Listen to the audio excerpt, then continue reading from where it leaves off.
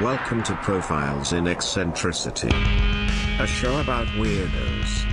With your hosts, John Fahey, Aaron Peter, and Matt Brousseau.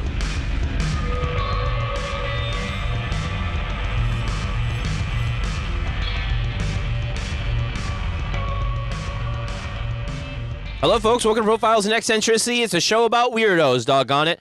My name is John Boy. I'm your host, John Francis Fahey. Joining me as ever is Wolfgang Cook. Aaron Joseph Peter. Snicked. Oh, it's not Wolverine. No. It's Wolfgang Puck. Mm-hmm. Yeah. Damn. Also uses knives. Cool combo. It's true. Yeah, He also uses knives. He right. does. Mhm. I'd like to see it one-on-one. Bam! That's Emerald. Oh my God! I don't know. I don't know what any of those guys do. I thought that was Guy Fieri. No. He does the diners. Yeah. Strip dips and dives. Yeah. He goes, that's a burger. Yeah. Oh, really? Yeah. That's a good one. He's got the mad. He's got the fucking Yeah. Smash Mouth hair. Yeah. He's stuck in '99. Yeah. But he apparently does a lot of good work. Yeah, he seems like a for nice guy. restaurants and Yeah. stuff. Yeah. Dude, if he showed up, I would be psyched. Yeah, dude. So would everybody. I know. Like, you know, he's pretty cool. He won the first Food Network American Idol thing. Oh, it was really? The next Food Network star, and he won. Whoa, really? Oh. Like MTV's Want to Be a VJ. Yeah. They picked that asshole Jesse Camp, and nothing Yeah. happened with him. Yeah. Dave was the one who really should have exactly. won. It's never the winner. It's always the second But person. with Guy Fieri, he won that thing Cool. back in the heyday of the Food Network. Anyways, we also have handsome Matt Brousseau here. Hi. Yeah. Hello. noted food eater. Uh-huh. Yeah. I ate food today. Me too. Nice, dude. That's awesome. Corn dog. That's great. Corn Your dog. piss? I had one corn dog. Good. I had It was a fucking Pomona Fair. it was a frozen one. Oh, Jimmy Dean? That no, makes it was worse. Morningstar. Oh, so it's fake? It was fake. Oh, boy. Dude, Yeah, let's start the show over. Let's just have a different cold open. it was very Yeah. very Well, nice. he had a cold open. No. Yeah, and I also had some tacos. Those were pastor. Now we're talking my Okay, yeah. language. Yeah, those were good. Little pineapple in there. Yeah. The way it's meant to be. Yeah. Gentlemen, we do have Sound like Guy Fieri, man. Yeah. Fucking gourmand. we can get into what you ate later. We do have the Patreon, folks. $5 a month, probably going up soon. We've been having it $5 a month for 7 years. Yeah, dude, inflation's hitting us all. Yeah. So heads up. Thanks, so. I quite enjoyed the episode with just you two. Oh, yes. I can't believe of all the times you choose to talk about baseball movies. Ah. Yeah. Yeah. Well, on the episode just you and I did recently, you told a fake news story. Oh, really? Yeah, that girl didn't drown in a bukkake gone wrong. Look, that's What? That's just. What did I miss? Yeah, see? The one time you talk about it drowning in a bukkake is when he's not there. That was the headline. That was the headline. Drowned in a bukkake Yeah. gone wrong? Yeah. First of all, sounds like a bukkake gone right. Cream rise to the top. I'm sorry, Matt, we didn't include you on the baseball movies. No. But it was a very hodgepodge mishmash. No, it was great. I enjoyed it. Potpourri of a conversation. I enjoyed it. It was. The Patreon preview that we released Yes. the other last week, 2 weeks ago. Yeah. Excellent. Yeah, it's... Honestly, I- banger, guys. Yeah, Great Stumblebird job. picked that one out, so... And great job on you two guys for doing it. yeah, we had a lot of fun. Yeah, everybody was firing on all cylinders on that one. And there's a lot more where that came from. Yeah. Right there on our Patreon. Yeah, get involved. $5 a month, you get an extra show per week. It's kind of unbelievable. Get in now, because honestly, we're raising these fucking prices. Yeah. We'll grandfather, I guess, some people. I don't know how that works. I don't know how it works either, but Oh. just get in while you can. Yeah.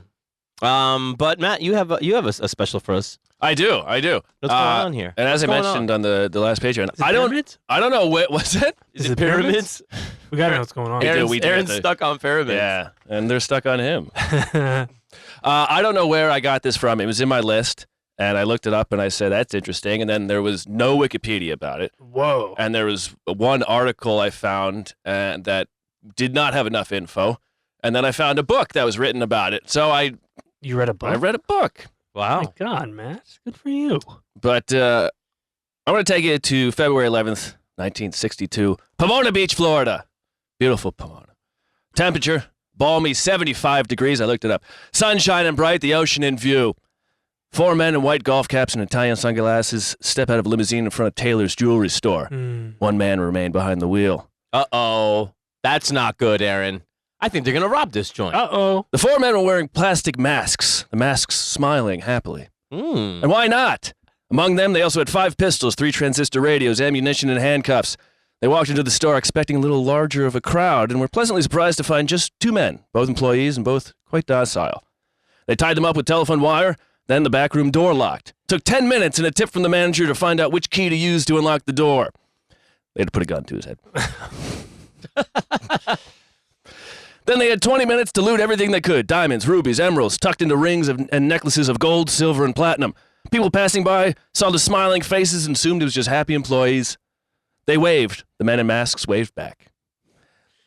So cool. Just look. Oh, look at those guys wearing masks. Look at them being happy. Huh. Well, no, they thought Following- they thought it was their real faces. Yeah. Come on. It was through a window. Yeah. In the 60s, people were stupid. Yeah. Yeah. Yeah. They didn't know things like masks. They No, didn't. no. They didn't. They're all breathing that leaded gas. We'll come back to that.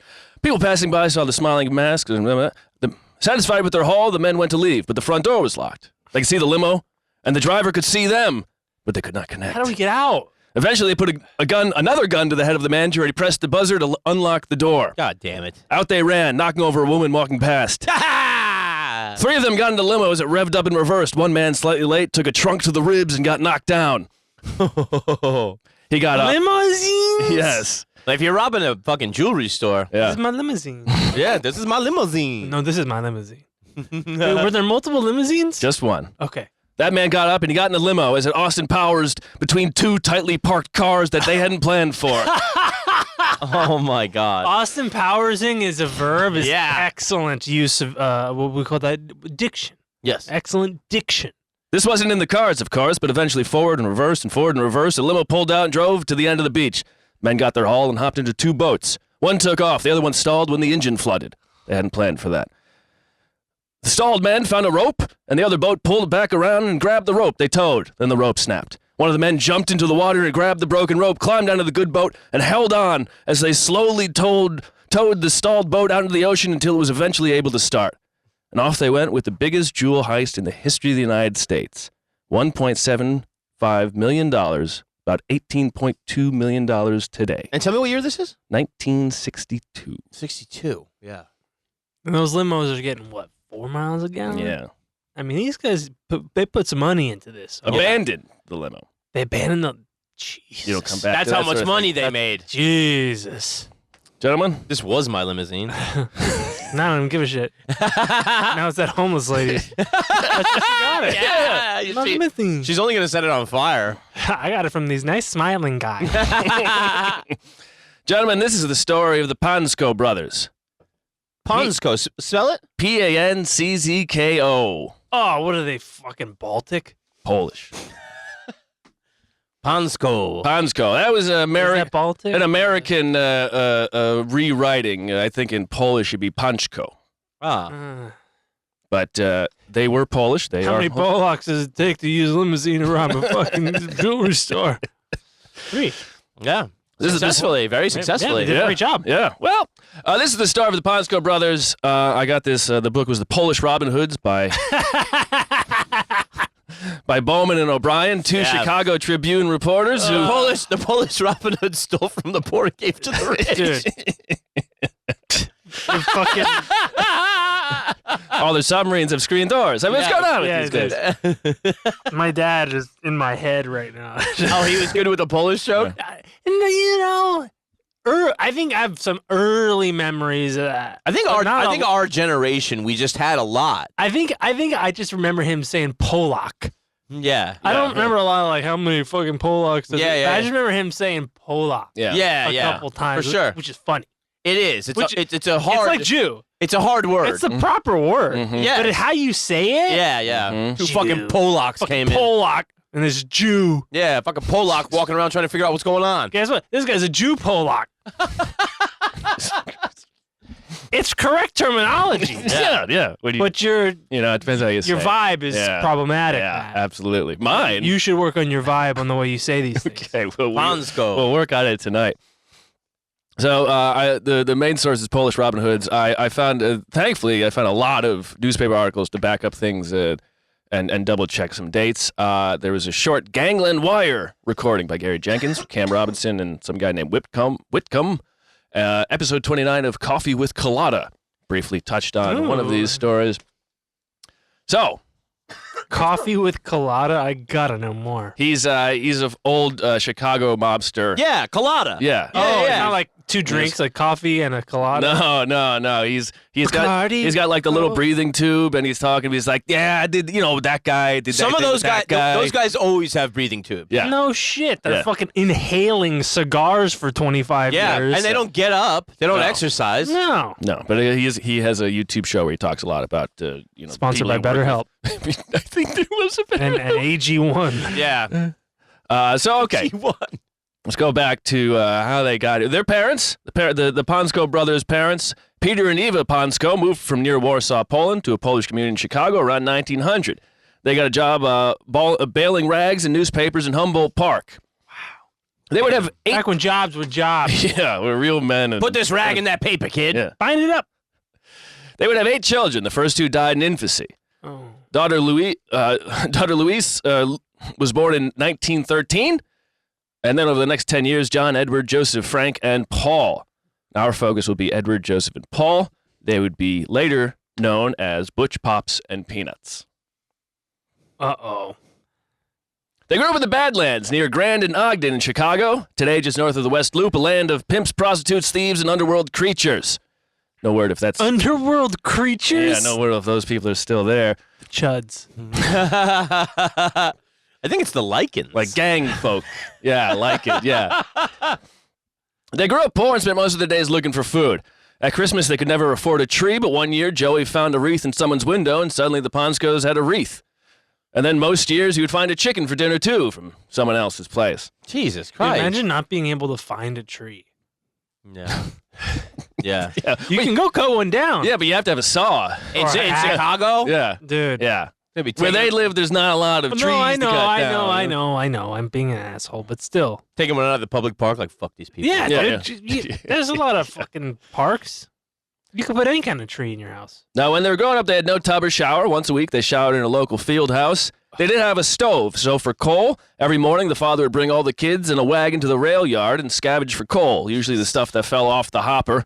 If they couldn't find enough, one of the kids would get into the hopper and toss coal out of it. What a nightmare life. That was so recent. Yes. Yeah. So, Yes. So many people. Yeah. people Yeah. not that far away from us. Nope. Yeah. So when when things are worse than ever, John. Yeah. Again, yeah. Oh yeah, are you waking up at the ass crack of dawn to scavenge charcoal that might have fallen off of a train car? Yeah. Yeah. Yeah. Fuck you. Yeah. You're on Worst time. TikTok. Yeah. Yeah, you're telling me on. You're looking into a magic 8-ball where some Puerto Rican's shaking her ass at you. Things are good. Yeah. Oh, yeah. I think I'm gonna like the future. They also didn't have an ice box. They had a pail that they could fit a quarter's worth of ice into. But so that meant that the key was to find new food every morning because the food could only last a day. So Joey would be woken up early in the morning and he'd follow the man who delivered food to the local grocers and restaurants. When that guy walked away, Joey would walk up and take whatever food he could that was just sitting in front of the stores. And every morning, he'd pick a different store, so no one would figure out that someone was robbing. They would just You complain mix up to your the strategy. That's yeah. right. But he could steal a day's worth of food for his family every day. Fuck. That's for his whole For family. a family of what, 8? A lot of bread. Yeah. A lot of bread. Bread is how you keep the masses fed. Yeah. And it's good. Honestly, bread's tight. Part of the problem with bread is it's good. Yeah, it's Yeah, tight. it's real big, yeah. And dude, you got a little butter on there? No, Oh, forget. well, okay. What are you, Norm Jelly? John Rockefeller? Yeah. Wasn't stealing butter every day. Let's be honest. He's fucking churning it. I bet. I bet he was. I churn butter every day. I know. Now, once when Joey was walking around in the afternoon, he came upon 3 freshly dressed chickens the storekeep had briefly walked away from. So he took those home. They were freshly dressed. Yeah, like they were Yeah, hanging. this is where the pimps and the prostitutes were. Right? He had his own feather in his cap. Yeah. You know, He's the cock of the walk. defeathered, hanging in the window. You know. I mean, these guys were styling. They were dressed fresh. Bro. These chickens? Yeah. Eyes down, wrists and Yeah. necks. Hair slicked back. Yeah.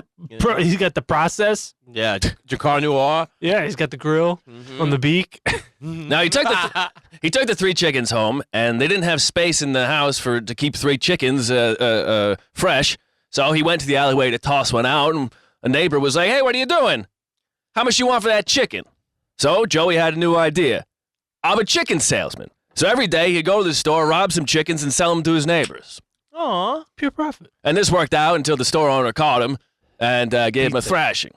A thrash beat the shit out of him. Yeah. Yeah. Nice. Now, Joey also spent the night in jail, and he decided he had enough of dead birds. So what he did is he started finding living chickens and stealing those. Can we just say, though, that there is something beautiful about the time when you could give somebody a thrashing for stealing your chickens? Dude, you still can. Yeah. You know what I mean? Like, If somebody comes to your house and steals your chickens, yeah, well, this is just a store.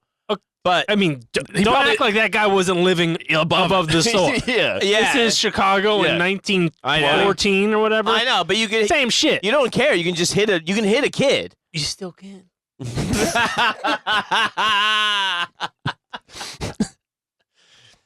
I mean, it's a wonderful life when he fucking hits the kid on the ear. That's right. And it's real. He bleeds. You were and telling me that's real. It's real. Jesus. He hit that fucking kid so hard acting, the kid's ears started bleeding. And the kid still acts his balls up It's because good he was ready to get. Honestly, he didn't want to get acting. another one. It gives me chills. He's Good like, acting. I don't want to do another take. Dude, acting. it's so fucked up. And like when you told me that, and then I had a kid, Yeah. like, oh God, it's really good. Yeah. Oh God, I'm sorry. So anyways, beating kids, Yeah, thrashings, etc. So Joey learned his lesson. He said, "I'll get the living chickens, then they won't spoil." So suddenly he got a little coop of stolen chickens, and he got nabbed for that too eventually. And when he was released from, well, he finds out they lay eggs every day. well, see, you that can was eat those. So they did that too. And but he promised his dad when his dad was bringing him back from the police station. Said, "I won't." Imagine one came out. What the fuck is this? It fucking took a white shit. I'm not gonna eat that. But he promised his dad he wouldn't steal chickens anymore. So he started stealing eggs, Smart kid. and then he started stealing clothes. And then when the neighbors started asking for cheese and bread, he started stealing cheese and bread and selling it to them. All right. The neighbors started asking, "Hey, you got a line on cheese, kid?" Yeah, the kid's That's defense. That's exactly it. That's exactly what Mommy, happened. Daddy, I'm hungry. Do you have any bread and cheese? I know a guy. Yeah.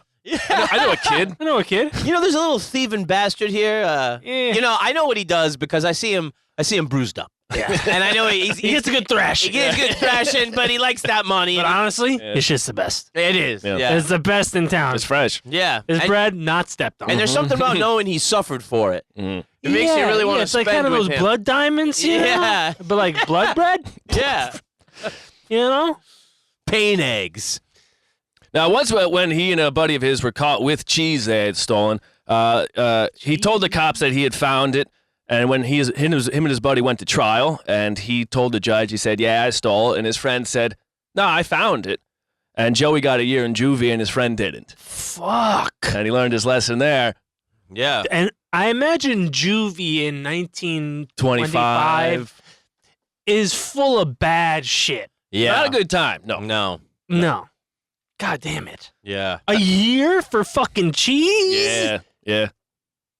Yes, you gotta make God damn it. an example of him. It doesn't sound fun. No. It's fucking crazy. Now, after he got out, he eventually became a problem student, and the school decided that they would just give him a diploma at 15 and kick him out of there. Damn. Good Get him out of strategy. here. Hey, come here. Good job. Good job. You know what? This is for you. Here's the cap. Yeah. On the end, here's a piece of paper. Great. Go out. Never come back. Yeah. Now you're going to go get your ass thrashed as a fucking graduate. Yeah. Now he had more time to steal. The first time he was shot, he was stealing a 50-pound bag of flour balanced on his handlebars of his bike. The shooter Oh, my God. The shooter declined to press charges because he just shot a kid. He thought it wasn't a kid, and then He was like, oh, yeah. You look like an adult. Yeah, with the bike and the flower. So next, Joey, he got a job working at the loading dock at a market. One day when his boss asked Joey to head to the boss's place and get the foreman's key he had left back there, Joey got to the boss's place quick, and he brought it right back to the boss, right after stopping in the key shop and having it duplicated. What a son of a bitch. A And then- smart kid. Then he started getting to He work. graduated early. Yeah. He started getting to work 90 minutes early and taking whatever he could before the dock opened. I like Damn. this guy a lot. I like him too. And so once he had fulfilled his neighbor's orders and had extra, he started meeting up with a fence, a man named Arthur Fish Johnson, and he would sell him the rest of the food. Arthur Fish Johnson. Yeah, I'm guessing he sold a lot of fish, Yeah. something. Artie Fish. Yeah. I got a line on fish now. Fish Johnson? Ugh. Arthur Fish Johnson. Ugh. Mhm. Probably just call him Fish. Now, Hey, fish. so this job was going pretty well for him. He was stealing whatever he could. In before- that economy? Yeah. And then one day he found a bill of lading. Okay. That's so the like, ship, like a manifesto. a whole shipment of, and so what he did, his friend owned a restaurant, so he gave it to his friend. The friend brought a truck. The entire shipment went in his friend's truck, drove off, full shipment of food for free. Fuck. Free food's good. Except the problem was that Joey's boss had seen him in the restaurant talking to this guy, What? Oh. and he was fired and No thrashing? handed over. As he was leaving, a policeman showed up to arrest him. Wow. and And he's how old at this point? he's about 17, All right. 16, 17. Good hustle. Yeah. Good hustle on this kid. And the guy who owned the market said they suddenly had a lot more merchandise after he left. This is like season 2 of The Yeah. Wire, man. Yeah. Yeah. Fucking bunch of knuckleheads on the docks. Yeah. Going Skimming around. off the top. Yeah. Yeah, things go missing. I don't know. Hey, those cameras? Those digital cameras? They didn't have digital cameras back then. Now, when Joey turned 18, sometime in the late 1930s, he figured he'd join the Civilian Conservation Corps. FDR administration. Corps. The corpse of the civilians is not something you want to join. No. But the Corps? Yeah. For the Corps. I pronounce everything I write. Yeah. This is, of course, an FDR administration work program for the Utes. The youths. The Utes. Yeah, the two Utes. And his older brother, John, was already there, and his other older brother, Edward, a.k.a. Butch, had just signed up after beating up his boss at the junkyard. He figured I probably shouldn't go back to the junkyard. I beat up my boss. Jesus Christ. But the day Butch's papers showed up, his boss from the junkyard showed up with his face all bruised, and he said, Butch is too good to lose. I can't lose, but he does the work of 3 guys. Whoa. I mean, look at this. Look at this mug. He's You would think 3 guys beat me up. Exactly. He's passionate about junkyarding. He's a junkyard dog. How can anybody get that mad in a junkyard where you beat the shit out of your boss? It's like, what? Push it over there. Well, who knows? They just Sweep it over there. maybe just add it Full up. of junk. Fucking junkyard. How is it a job? Dude, You got to move that stuff. You have a crane and some a shit. you know? junkyard? Yeah. Working at it, honestly, I wish I worked at a fucking junkyard. It'd be cool, It's right? a dope ass job. It is. You're doing the fucking, the game with the claw all day. Yeah. That's Except why you win. That's why you want, like, it was cool, like, when, like, Men at Work. Oh, with the brothers? Yeah, the brothers, yeah. The brothers Esteves? Yeah. Brothers. It's funny, when you're a kid, you just think garbage guys are the coolest. And, like, what's cooler than that? John, garbage guys are the coolest.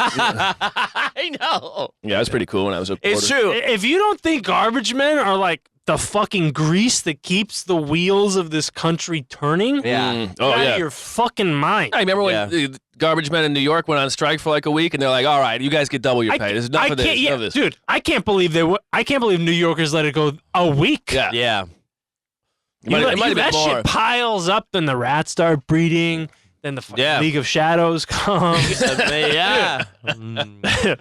We put the garbage men on strike. Bred plague rats in Brooklyn. So, Jamie. the boss didn't want to lose Butch, and the family was like, well, that's a good salary. So they said, Joey, you're joining the CCC, and your name is going to be Butch while you're in there. The Civilian Conservation Corps. That's right. And so off Joey went to the CCC. For the next 3 years, he and his brother John dug out the Skokie lagoons using picks and shovels.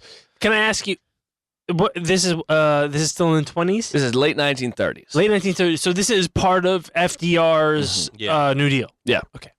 Got it. Now, the project itself had started in 1933. It was the largest civilian conservation corps project in the nation. It took several thousand workers 7 years to move more than 4 million yards of earth. Digging a lagoon. Mm-hmm. The brothers each made $30 a month. It's about $6.75 today. After 3 years, John, without telling Joey, didn't sign up again, perhaps thinking that it would be good to keep Joey off the streets for a little while. And also maybe because their younger brother, Peanuts, he was called Peanut because he was a runt on a litter. Let's see. Peanut. And the brother will not Peanut. Peanut is like, it's cute. It's a little oafish. Peanuts makes me think of a different kind of guy. So it was Peanuts, not Peanut? It was Peanuts, as far as Plural Peanuts. Yeah. Them. Peanuts sounds like... You got a screw loose? Yeah, it could be a dangerous gangster. Yeah. Yeah. Polly walnuts. Yeah. But peanuts are legumes. Peanuts, yeah. Walnuts are tree nuts. So Peanuts was the runt on a litter. That was he was originally Paul, and then Polly Peanuts. but because he was the runt, they called him Peanuts. And so huge dick. when Joey was younger, he had stolen. He wanted some nice clothes, so he robbed one of his classmates. One of those well-dressed chickens. Well, he was in the park and he held a knife on one of the kids and took his. Fuck. And when he got home, they said, "Where'd you get that?" He said, "I took it off the Jew kid." Oh, the Pollock took it off the Jew kid? And so Trainers. So when- well-clean trainers. when Peanuts was 12, he took a penknife and he robbed a kid in his class of a nice jacket. And he said, "I took it off the Jew kid." Was it another Jewish child? Yeah. And so John was like, all right, maybe Joey's not a good influence. I'm going to trick him into going back to the Conservation Corps. Yeah. You gotta rob the blacks. Come on, Paulie. You got to be ahead with style. So you're robbing the Jews. It's crazy. But Joey didn't last long in there. He got in some fights, and eventually I don't think he was there for another 3 years. I think he cut out at some point. Also, his name was Butch in there, so he wouldn't have got in trouble for. Yeah. Now, Peanuts went to technical school, and what he did while he was there, he stole a stack of absence slips, and every day he would fill them out, drop them off at school, and then he would go out and steal cars and break into stores. There you go. You see, I got my note from my fucking mind the whole fucking nine. I mean, Jesus Christ. The doctor said if it can't fucking come. Yeah, I can't fucking be here. Jesus Christ, I'd like to be, though. Sorry. I tell you, I'd fucking be. I sprained my wrist, Jimmy in the lock on this fucking Buick. Yeah. Last time I was hot wiring a car, I was thinking to myself. I must eat a fucking Polish sausage with sauerkraut. Last time I was hot wiring a car, I was thinking, Jesus Christ, I don't know a fucking thing about history or nothing. They gave me a fucking diploma just to get the fuck out of there. Anyways, I fucking took a cruise down the fucking West Side Highway about 45, 55 minutes. And I forgot all about you. Yeah. Me and my kid brother Peanuts. I'd like to take him along for a ride. Sit them on the bench, you pick up a couple of hookers on the point. When their older sister brought her first boyfriend around, as soon as he got out of the car, Joey punched him in the face. He said that he thought the guy was an Italian guy. Oh, no, the other one. No. Guido? Dago? Yeah. Dago. And he's like, sorry, I didn't know you weren't one of them. I thought you were one of them Dagos. Jesus Turns out you're Christ. just Greek. My mistake, pal. God, I went out of my mind there for a minute. I thought you were a fucking Dago. Jesus Christ, I started wailing into you. Wait, what are you? Yeah. Where's Malta? What the fuck, Sicily? I'm pretty sure it's just it was a south side Pollock, not a north side Pollock. Do I need it? Look, this is my graduation ring. I got it early. Don't make me leave a fucking mark in your big-ass fucking forehead. It's not my graduation ring. My brother, he got it early. They want to. Honestly, me and my brother are kind of confusing each other we don't really know what's going on with our identities right now. Our mom and dad kind of fucked us up there. Yeah. I'm Butch or Joey. I don't fucking care. Sundance, I don't fucking know. So just to reiterate, Butch, of these three brothers, we're going to be focusing on Butch and Pops and Peanuts. Joey is Pops. Mm-hmm. Butch is the oldest of them, then Pops. You're just confusing me more, Matt.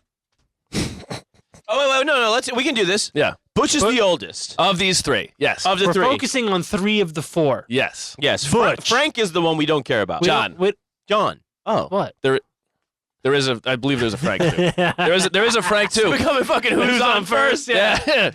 So, Butch. What?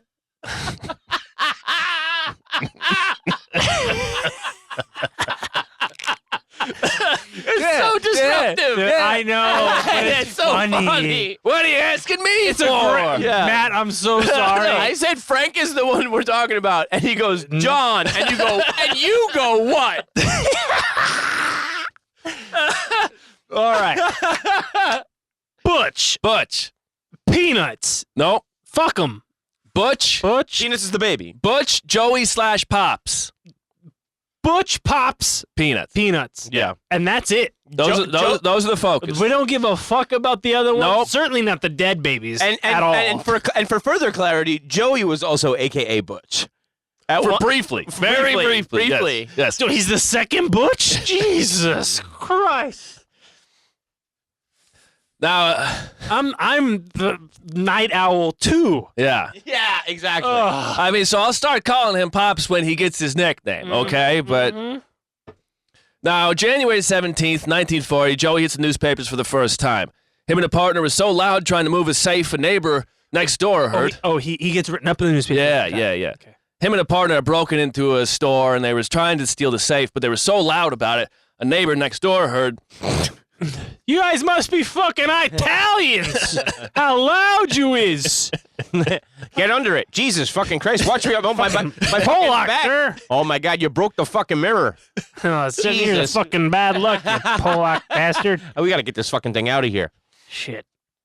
And so the cops showed up, and the store owner's wife came down and slapped Joey in the face, saying, "You goddamn Pollock! You thought there was money in my husband's safe, didn't you?" And Joey said, "Nah, I had a headache. We were looking for some aspirins." Joke's on you. My no good husband's broke as fuck. There's nothing in the safe. Yeah. Guy kept fucking love letters to his wife in his safe. What a fucking homo. Loving your wife? Yay. You should have robbed the Jews next door. Jewish guy. There's no need to say it. Now, for this, Joey was given 6 months in the House of Correction. It's like, it's above A juvie. step above juvie, Yeah, a little yeah. bit below jail. Yeah. Huh. Sounds scarier. Yeah, it's still not a good time. Sounds like the Joy Division. Yeah. House of Correction. Yes. We are now going to correct you. You know those eyelid things from Clockwork Orange? Yeah. We've got the first version. Yeah. Rusty, Yeah. dull. Enjoy. Now, he was there for 6 months. When he got out, he started casing joints during the day, losing his money gambling at night, and then after midnight, he'd go and rob. After midnight. It was just, that was the daily thing. That's all he did. He would bring it, of course, to Fish Johnson, who would then go like, "Hey, I'm low on this. I'm low on that. I need some suits. I need some furs." And so then he would start searching for what Fish Johnson needed. Okay. Working together of sorts. One guy does all the work. Yeah. I The mean, other it's the guy same has thing. a warehouse. The neighbor used to say, "I would like cheese." Yeah. I'm hungry. Yeah. Yeah. My child is starving. Might you know somebody who can procure some food? Yeah. I don't care how. Now, in December of 1941, Joey was out robbing with a couple robber friends. Uh-oh. When a cop spotted them, turned on the sirens, gave chase. A high-speed chase at over 60 miles an hour ended when Joey crashed his truck, Right into Pearl Harbor. crashed into a truck at a red light. The truck flipped over and crushed an 18-year-old pedestrian crossing the street and killed him. Oh, my God. Joey and his friends were charged with murder. This is December 1941? Mhm. What, like December 8th or 6th? Sometime around there. They didn't really pay attention to these kids. Yeah, They were, those are forgettable dates. Yeah. Now, so Joey and his friends are on trial for murder. Murder. And so Joey goes to his lawyer. He says, "Hey, I could really use not being found guilty for murder." And his lawyer says, "Okay, well, it'll cost you 18 bills."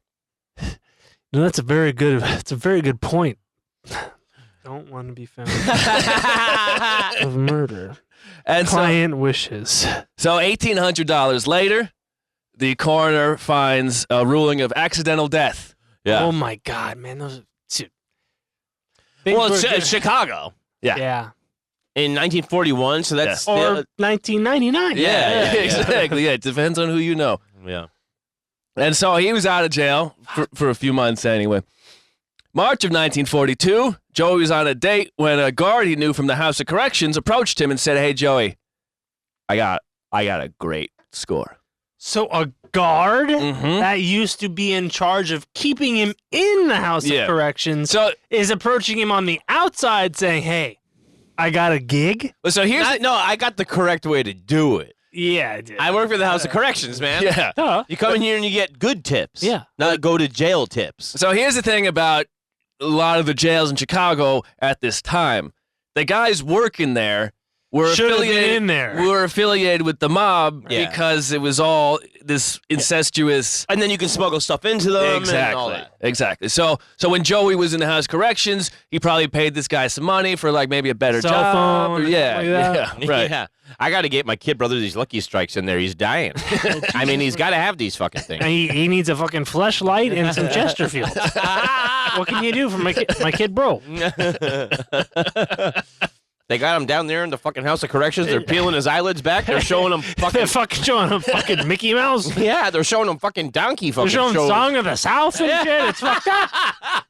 It's problematic shit. He doesn't know what to think anymore. Yeah, they're showing him Soul Man where that white guy wears blackface. I mean, it's some problematic shit they're showing my kid, bro. I need to get him out of there. You need to get him some Lucky Strikes and a fucking fleshlight Yeah. and a Motorola flipper. Motorola. He needs access to the internet. Uh-oh. Started slamming your can around. You got all excited and rowdy. Yeah, you know how I am. Hell Anytime yeah, we do the dude. Chicago accents, Matt starts fucking banging his cans around. Yeah, I love it. I love when Matt gets rowdy and Yeah. then immediately tidies up. yeah. He's like, I'm sorry. I think that's the I got French nuts. Canadian coming out. And in. Sorry. Ooh, my bad, dear. Okay. So this guard comes up to him while he's on a date and says, "Hey, like, I know a place we can make bank tonight." And so Joey, he goes back to his date, gives her a couple $100, says, "Take the streetcar home." A couple $100? Yeah, he's To nice. take the street. Yeah. What kind of date are we? Yeah, take the streetcar home. This was a hooker. No. She was a hooker. No, this is just a lady. You know, Hey, here's a couple $100. I don't know how much it costs to take the streetcar home. You mean like 5 cents? would he need to steal so much if he wasn't loose with his money? You're right. He was probably fiscally irresponsible. Yeah. He had a gambling problem. He's like, now for all the money I gave you there, lady, you can bang that bell the whole way home. Help you bang the whole fucking the crew of the car. Yeah, you can get everybody drunk on the streetcar. Yeah, it's the you know the bang bus? This is this bang streetcar. Now, when him and the guard get there, immediately nothing goes right. They smash the glass. It's way too loud. Neighbor calls. Cops show up immediately. They thought they were Italians again because they were so loud. And for this, he's given 2 to 5 years. Ooh. Christ. And then a higher court says that actually it was improper sentencing. Not right. He's tried again, gets a new judge. This judge gives him 1 year to life. 1 to life. Yeah. Did he not have another payoff? John, 1 to life. Right. Yes. Yeah. What a what? Maybe 99 years for good behavior. Did the three of us discuss a similar sentence recently? There was something where it was A like, sentence like that I've never heard. I've heard of one recently like that, where it was like 7 to life. And I was like, well, that's weird. 10 to 25 quite weird. even, is kind of weird. Yeah, 7 to life makes sense if you're the fucking guy from the Jinx. Yeah. Because 9 is life. Yeah. Yeah, exactly. Yeah. But this guy's in his mid-20s. 1 to life. 1 to life. 1 to life. Yeah, because That's like the age range of Legos. 2 to 99. yeah. Oh, yeah, Lego? So it Yeah, they're encouraging 99-year-olds to get to swallow him. Yeah. You got to make this fucking Death Star, buddy. Come on, pussy. You won't. You won't build the fucking Batcave from Arkham Asylum video game. Bet you won't do the voice. the Batman voice. Fucking bitch. So, a lot of it depends on, like, he didn't have the same lawyer he had last time, or maybe he couldn't afford whatever that guy was asking for. Or maybe he stole his clothes as a youth. yeah. The Jew. And it also could have been that he had paid enough to get his sentence reversed, and then he just found himself in front of the wrong judge. Yeah. A judge that wouldn't take a bribe. What kind of judge? So the judge he got was notorious for being really tough on young thieves. Thieves. Thieves. Yeah, they were thieves. they were thieving, and there was all kinds of just- fucking off. He was notorious for being legit. Yeah, exactly. For giving down. One could say that this judge was too legit to quit. Yeah, he was notorious for doing his job. No. Now, so with this verdict going through, Peanuts, he's now 22. He says, it's time for me to take up the mantle and be the guy who takes care of the family through robbery. Mm-hmm. And Time for my turn. I am the Peanut now. so that night, he meets up with some of Joey's old coworkers at a pool hall. Coworker explains the job. They go out. Peanuts breaks in, turns the alarm off as soon as he breaks in, Smart. then opens the front door, lets the group in. Nice. They take 50 cases of Canadian Club and Scotch whiskey. Peanuts' cut was $7,000, about $127,000 today. Damn. And Peanuts goes, I'm fucking natural at this shit. You're looking at Mr. Peanut. I'm walking around with a monocle and a fucking top hat. I should have been doing this the whole fucking time. You know what I mean? And fucking Peanuts, they don't fucking take me seriously because I'm a fucking little squirt. Everybody says a peanut's not a nut, but I'll tell you what, I'm fucking nuts. You want to get nuts? Come on, let's get fucking nuts. I walk around town like I own the fucking place, you know? I got the monocle, the fucking top hat. Everyone's fucking allergic to me. What do you fucking think? Who you want to fuck with? You want to fuck with a walnut? Or you want to fuck with a thing that'll make you choke? So Peanuts, he does some more of these jobs, and he figures he's pretty good at it. And then he says, I can do this on my own with my own guys. And so he also figures, what if we just got in there and left quickly enough that who cares if the alarm goes off? And so he starts going in, smash the window. At this point, they're still just smashing the front window. Yeah. Yeah. And Pops would use he would use like a hammer or something. Peanuts, his thing was he would wrap A brick and newspaper? he would gift wrap a brick and throw it through the window. Yeah. There's no fingerprints, DNA. Then no one's. Yeah. The old wrapping a brick and paper move. Yeah.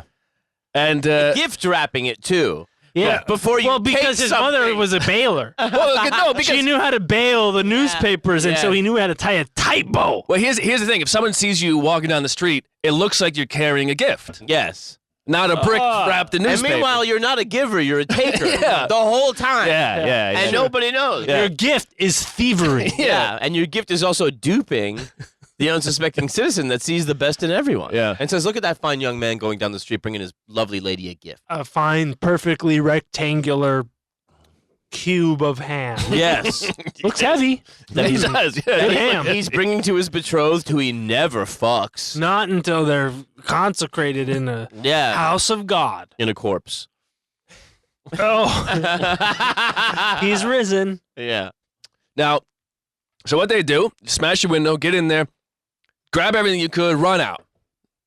So I they- mean, there is a lot of sense to that. oh yeah, and I mean, by the time the cops get there, as long as you're not around, maybe you have a fast car, and what they would do is they would steal a car, use that in the robbery. That was what they'd do for a while. They eventually would have, better or different ideas. But so they would Limos. Yeah. So they hit a clothing store, and then another clothing store, and another clothing store, and this went on so much that the newspapers dubbed them the 3-minute gang.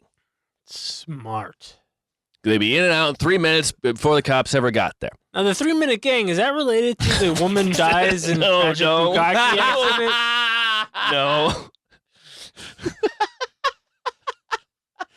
It might be.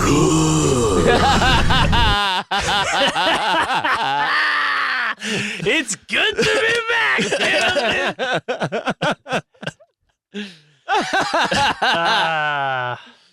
Yeah, that This is poor good. girl. That poor woman. She died doing what she loved. Yeah. Which was drowning in Can you semen. imagine how insane that would have to play Being out? semen boarded? These guys have little fucking teaspoons of cum.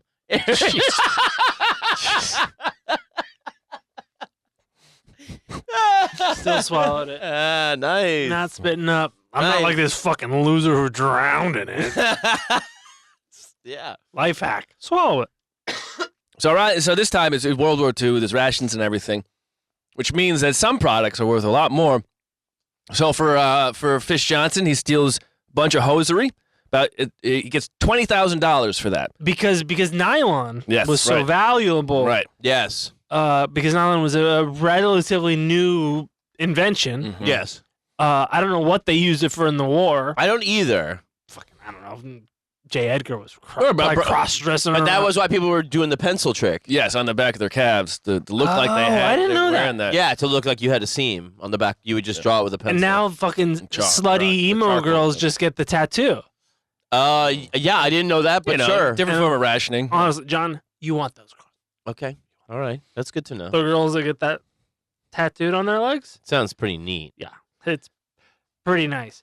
But So- I didn't know they did that. But I still don't know why they ration nylon, but I'm It's sure probably it was you know. armor or something. Yeah, I mean you could use it in all sorts of. There's just so many things for like the war machine Oh, that are needed. yeah. And I bet like a lot of stuff was, if you're in the thieving business, probably a lot of stuff you're stealing would Fuck yeah. Cigarettes, butter, sugar. Mhm. it's so that also makes it add more danger too. Yeah. And you you're definitely- seen as a traitor. And you definitely don't want to steal from the military. No. So that is a high stakes Yeah. thing. So they steal $20,000 of hosiery, $20,000 of sponges. That was another one. Each of those is about $360,000 today. Do you think the U.S. military still bought from fences that they knew could get them stuff? Probably, yeah. No, I mean you buy from anybody you can. Very good question. Yeah. Now, I know the CIA does. Yeah, man. I mean, no. I bet if you were a fence, I bet the U.S. military just asks no questions and you just get paid. So Oh, yeah. it No, actually absolutely. would be a smart idea to sell to them. now, eventually he Life hack: be a military contractor. Yeah. he also figured out that he started watching the gas tanker trucks, and he saw that when they would bring the gas to the station and fill up the station, they all got paid in cash. Oh. So he started robbing the gas tanker trucks, and with those you get $18,000 to $20,000 just from those guys. Jesus, they gotta have those little stickers that say "driver carries no more." Yeah, yeah. But back $20 then, in cash. they carried the stickers were rationed. Yeah. Now, in 1946, after 3.5 years, Joey is released. And shortly after that, for the first and only time, all three brothers got together and robbed a jewelry store downtown, each taking $500 in cash and about $6,000 in rings. Downtown Chicago. Yeah. That's where they did a lot of robbery. Because that's where a lot of the jewelry stores were, fancy clothes. Yeah. It was, but one of them figured, hey, if we get pinched for this, then we all go away. Let's never work together again. And so they all split up and started doing their own robberies. That's sweet. Yeah. Uh, No? I don't know. You like to see them stick together as bank robbing brothers? Yeah, I understand. but you know what? I have a feeling they're gonna get the band back together. I think they do. and I like that. I like it too. I like the split up, and I like the reunion. Well, So I'm here Okay, for the ride. okay, Yeah. okay. Honestly, I'm here for the ride. It's cool because it takes on a movie narrative. It does. Yeah. But right now we're in the thick of the second. Yeah, Mhm, it's like you get a band together and you're like you put out a demo and it's too good round. and you're like we can't do this. And one of the guys is like, you know what? I'm gonna go solo to my own thing. And they're like, Yeah. yeah, we are too. We are It's gonna be too, great." totally. Yeah. But right now, we're getting ready for the reunion. In 1948, Joey is shot for the second time. This time he takes a bullet through the shoulder while carrying a box of stolen whiskey down an alley. But again, he gets off. The judge ruled the cops couldn't prove that he didn't just find the booze in the alley. It's true. But the arrest was also a violation of his parole, and so he went Oh. back to jail. That is Damn. also true. Mm-hmm. Now, he goes back to jail for at least a year. I don't remember. It didn't say exactly how long. Fucking nightmare. Now, when he gets out, he gets a real job because he bribes the parole officer, And the parole officer gets him a job working for an ice cream distributor, and he starts driving an ice cream truck. Fucking ringing the bell. And when he drives, Mr. Softy, do we know? when he drives, it didn't say, but when he drives it through the neighborhood, everybody says, "Hey, can I get a soda pop?" And they all started calling him Pops. Got it. Even his brothers called him Pops. Aw. That's sweet. And Plus, so, he also sold drugs. well, so what he did is he drove that. He was the best employee. He drove that thing 24 hours a day. Yeah. Because every time he was driving around, he was just casing joints. Oh, it's brilliant. No one was Cheap suspecting. joints. No. Yeah. Yeah. Selling high quality MDMA. 2CB, dimethyltryptamine. We're talking about high quality designer drugs in the age before satellites. Yeah. I've got that. And I've also got some Bazooka Joe Yeah. with Like a free that? comic. Hey, It comes with a free comic. what do you want? And it's how many cents, Aaron? 5? I think it was $1 then. penny back then. We're talking boom, Bazooka Joe. And those Yeah. comics, I mean, I mean, they make Archie look like fucking Shakespeare, Yeah.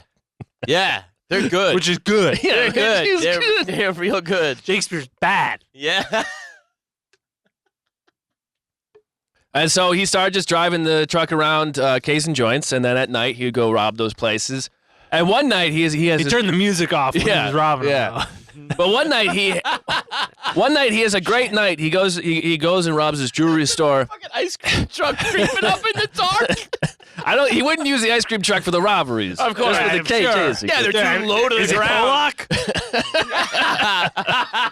This fucking guy rolls up to my jewelry store. He's got the fucking thing spinning with the music.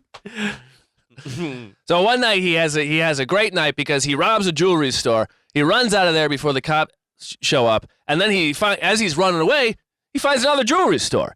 So he goes in there, he breaks into that one, Oh my gets out of there before the cops show up, running away again, finds another jewelry store, and by the time he gets to the third one, the cops don't have any more cars to send. Oh my god. Does he have any bags to carry? Yeah, he's got bags. Got an of- ice cream truck. Yeah. Amazing. And so he robs 3 stores in one night just because the cops ran out of cars. Dude, that is the dumbest thing I've ever heard in my life. He's like the cops of Gotham. He's flying on rooftops. Yeah. We don't have enough cars. How does he have enough hands to hold all the jewels? He gets about $10,000 in jewelry that night. I think it's about $200,000 at that time. Good God Almighty. Just on his own, a little romp. He's got to fence it. Mm-hmm. That's not. Yeah, so he's not. that. So he's probably only getting like 50, 60,000 in today's money. Quite a yeah. bit. Yeah, for one night's work, not bad. Now, at this point, the brothers they have multiple cars in the family, and each car has a police radio and a siren. So they're being chased by the cops. They put the siren on to clear the road, They all got their Batmobiles. and also while they're breaking into a place, one guy's sitting in the car listening to the police radio. Damn. He can flip the siren and say, "No, don't worry, guys. I'm already here." Dude, Yeah. I've never heard of thieves using a siren. That is amazing. Yeah, Because that's like, Hey, hey, yeah, we gotta find him. good. We got, I got this corner right Yeah. here. Yeah. We're good. You go ahead, brother. yeah. and there's at least one case where a cop let him through an intersection because they had the siren on. Dude, just throwing the fucking magnetic siren on like Yeah. they're in Dragnet Yeah, exactly. Yeah. before they were all Crown Vics. And they also added a new idea for the cars. They put a solid steel a plate on the back of the car, and so anytime they came up to like a security gate or like a door, Ram it. ram it into the door, smash that down, and then hop in there. Smart. You know what they do now? They rent U-Hauls. Yes. Yeah. People Yes. just rent U-Hauls and they crash them through gates and garages, Mm-hmm. which is honestly Yeah. smart. I get it. Yeah. They Yeah. take the license plates off. So Right. the cams don't see it. But steel bumper, nice. Now- Every time. Around 1948 or so, based on the articles I found, the brothers found a lawyer they could trust. A man named George Bieber. And George. Beaver? Bieber, like Beaver, Justin like Bieber. which also means beaver in German. Oh. Now, I'm gonna Sprechen Sie Deutsch? show you his obituary. Josh Bieber did it. Lawyer for top hoodlums. Lawyer for top hoodlums. None of these fucking bottom hoodlums. Yeah, that's I'm top. That's his obit, which means Aggressive everybody knows. There's no secret. Nope. Now, here's the story about George Bieber. Now, George Bieber, he was he through an associate, he represented a couple of mobsters and got their cases dismissed. One of them was Sam Giancana, before he was the Sam Giancana. Now, when Giancana came up to Bieber and said, "Hey, I got to pay you for that," Bieber said, "No, you don't pay me. There's a guy who hired me. Pay him. I'm not, if I'm paid by you, then I don't know. That seems, doesn't look good." Right. It's sort of weird. Smart. So eventually, Giancana would become the godfather of Chicago crime syndicate, and he had Bieber on a $250,000 a year retainer. Just anytime guys, What a deal. this guy's been busted, go rep him. And as for the Panczkos, Bieber privately said in that article, he said, I don't charge him. It's a charity case. Now, really, he didn't charge them because he didn't have to pay income tax if he actually charged them. Yeah. They always paid him. Pro boner. He told the newspapers that he enjoyed the challenge. It kept him fresh. Oh, yeah. But really what happened is the Panczko brothers would pay him, and he would bribe whoever he could with the money. Of course. And then take his cut. Yeah. And that was, it's a good lawyer back then. And It's today. a good lawyer now. Yeah. Everybody should have that lawyer. And he made a lot of money from these guys. He set up a system with his other attorneys where the brothers had to call him at regular intervals. And if they didn't call him, then they would scour all of the jails to see where they were. It's like, you got to call me every other day. If you don't call me, then I know you've been arrested. Really? He's Yes. basically a PO. Yeah. He's like an agent. Yes. Because he's making every He's time a they get sponsor. He's a parole officer. He's all a these things. rabbi. He's a therapist. a guru, a friend, a friend, and a good man. a good man. a confidant, A friend. Yeah. He's a golden girl. a follower of Christ, our Lord. Amen. My brother in Christ. And so I can't say enough about this guy. he's got these brothers are a sweet goose. I'm sorry? A sweet goose. He's making bank off. Oh, that golden goose. With the egg. And With he's golden- not an idiot. He doesn't He's cut it milking open. the fucking goose. Exactly. He's jorking it. Now, so around this time, Pops was still paying off his parole officer. And the parole officer comes to him and says, "Hey, my daughter's getting married. They need some whiskey for the wedding." You got some of that Canadian club I shot you for? Yeah. Yeah. And so Pops shows up with a case of whiskey to the wedding, gives the bride and groom each $100, about $1,300 today. Drops a digit on the bride. And he goes, "This place is too fancy for me. I'm not going to hang out. It's too fancy." So he decides he's going to drive home. On his way home, one of the cops recognizes him driving, puts the siren on. Out of instinct, Pops just takes off high-speed chase. Not a good idea. Should have Eventually, put his siren on and started chasing the cop. Yeah. like Wile E. Coyote, Hey, I'm chasing you. like Bugs Bunny. Yeah. You're not chasing me. Now, eventually, the cops do catch him, and they charge him with multiple traffic infractions, and his license gets taken away. The next morning, he leaves his house, and he goes to walk into his car, and an officer approaches him and says, "Pops, you're not going to drive today, are you?" And Pops goes, "Yeah, of course I'm going to drive." The fuck? And so the officer says, "Well, it'll cost you $100 to drive." Pops gives him $100, and he's able to drive off. But this is the sort of thing that would be happening for the next few decades. In for the him. great city of Chicago? Yeah. And so Wait, at the end of the high-speed chase, he gave him $100? no, at the end of high-speed chase, he gets arrested. They take his license. The next morning, Next morning, he tries to drive again there's a cop standing outside waiting for because him. he knows. Yeah. These are the rules of the game, John. I don't know if you know this, but Chicago is a notoriously corrupt city. I do know that. Thank you. Okay? Thank you. Thank you. It's pay to play, John. They're frisky. Mm. And so basically for the next few decades, anytime cops saw him and they wanted something, they would go like, "Hey, Pops, I need a new suit. You want to keep driving? I need a new suit." Or maybe I had cigars or hams or socks, underwear. Pop open the trunk. I'm going to take whatever I want out of the trunk. And there's even like, eventually some guys he would get upset with. There's this one guy that was taking so much money and merchandise from him that he called the man's house. And when his wife answered, he said, "Where's that bum Orlowski? Tell him to stop sleeping with my wife or I'll kill him." Oh, my God. And then next time Orlowski saw him, he tried to rough him up. Yeah. Give him a good thrashing. Yeah. But, that's just the rules of the road. Now, Pops himself, he's doing the run-of-the-mill robbery. He's just a guy who'll steal anything in front of him, anytime. Peanuts, though. Peanuts is a guy who likes to work his way up to the bigger scores. Scruples. Yes. Now, he's big on jewelry. Who isn't? But so what he's decided to do, every now and then in Chicago, there'll be a jewelry convention, which a bunch of jewelers. Jewelry con. Yeah. Yeah. And what he'd do is he'd just start following salesmen around and watch them and see where they go. Truck. They would have samples in their briefcase. Of course. And so one time he sees the salesman, guy goes to take the train out, gives the busboy his bag. Busboy puts it on a little dolly. Peanuts walks up and says, Hey, busboy, my brother left his bag on the train somewhere. Can you help me find it? Busboy goes off with him. Peanuts' associate goes up, takes the sample case. And it's about $40,000 worth of gems in there, about $500,000 today. And it was just one of those things. Can I find a way to find out the routines of these guys? Pops is going smash grab. Peanuts is going, I'll wait. I'll wait. Yes. Yes. Plan it out. Well, let's say, like that thing of like the gas truck drivers, right? Mm-hmm. It's like, obviously, you just follow them stop to stop until you figure out the end of the route, and then you're like, oh, that's when you got the most money. Exactly. Yeah. And then you put a fucking gun to their head. And you put a gun to his head? And they go, they don't pay me enough. Yeah. Yes, and then exactly. you get to make them do sex stuff.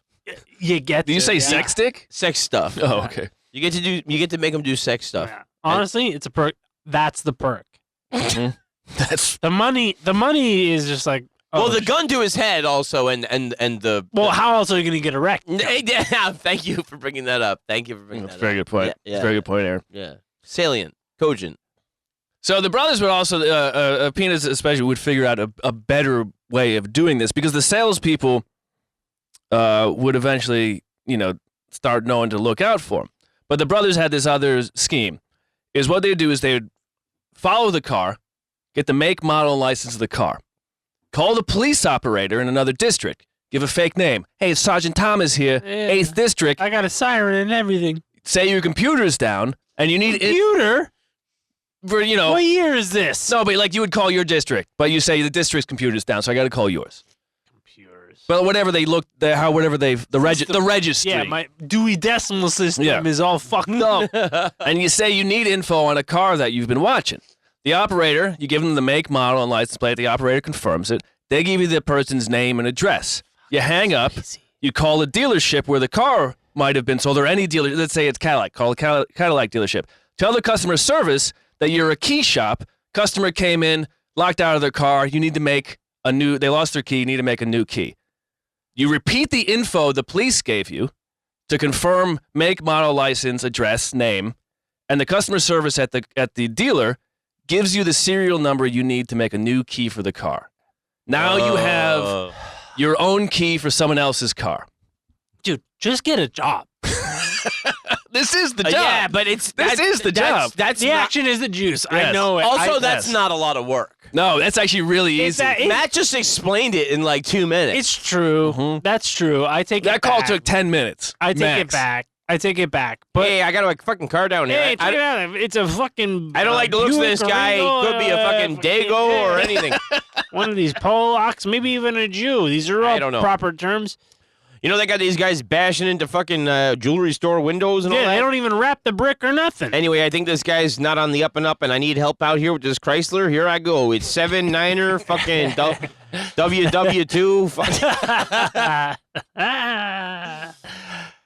Dude, Here, I mean, yeah, there's just so much involved, but I guess you're right. It is, and easier than and it's pretty much any other But job. it's also getting into the cogs of like making things happen, and it is phone hacking in its own way. Yeah, I was just gonna say it's very much like our first episode of Andrew Weigman, who just knew the inner workings, and with the confidence and the competence, you could just make, you can just make things happen if you know the lingo and the simplicity of people want to do their jobs. Yeah, they don't want to fucking get written up. Yeah, so they want to do their jobs. This guy called me, gave me the right info, and I gave him the right info right back. They want to solve a problem so I can get off the phone and then go back to not working. Exactly. So then you just like get him what he needs. They get what they need.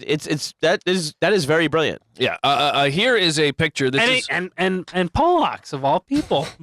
You know. Yeah, it makes you think. It does. It really makes you think about like perspectives. Here's a picture of Pop's burglary kit. That's the key maker on the top right there. You see, with the list of numbers that he'd be given to make the key. And This so looks like Joseph Mengele's briefcase. I mean, you know, for these guys, it was. Well, That's all he needed. It's a pair of gloves, key registry, keys, key maker, yeah, bunch of screwdrivers. Is that a jack or a crowbar? It's both. Yeah. Nice. This guy's got the fucking toolkit. Yeah. And so, you know, that's all he needed to break Just into boost cars. Yeah. Damn. And so eventually what would happen I've never seen criminals really dive into the police appearance with the siren or the I guess system of policing to use it against the police for a crime. It's very interesting. You know what I mean? Now they just join. Well, it's not even like infiltration and corruption. It's just like It's just knowing. pretending. It's just kind of pranking. Yeah. So eventually, once you have that key made and the salesman goes and he leaves the jewels in the trunk, you just open the trunk and take it. Now, eventually the salesman would get smart about this, you know? And so maybe they'd take the case with them or they'd have an alarm on the trunk if someone else opened it up. These guys don't give a shit about alarms. He's the 3-minute crew. But the brothers, they devised another wrinkle. And what you do is you got the key. So you break into the car when the guy's not there. You curl up and hide by the passenger seat. And when the guy comes by and he takes his jewels and he opens the trunk and puts the jewels in the trunk and closes the trunk, you hop up, turn the car on, and drive off. Holy shit! I thought you were going to say, put a gun in your head, say, suck my dick or something. Yeah. No, you wait for him to put the jewels in the car, and then you steal the car because you've already been in it waiting for him. So nuts. I think it nuts.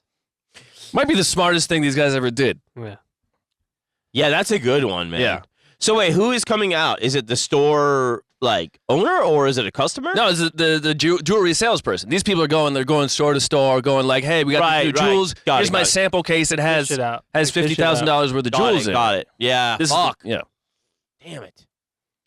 Now, beginning of 1949, the brothers, they're now working independently. They have quite a start to the year.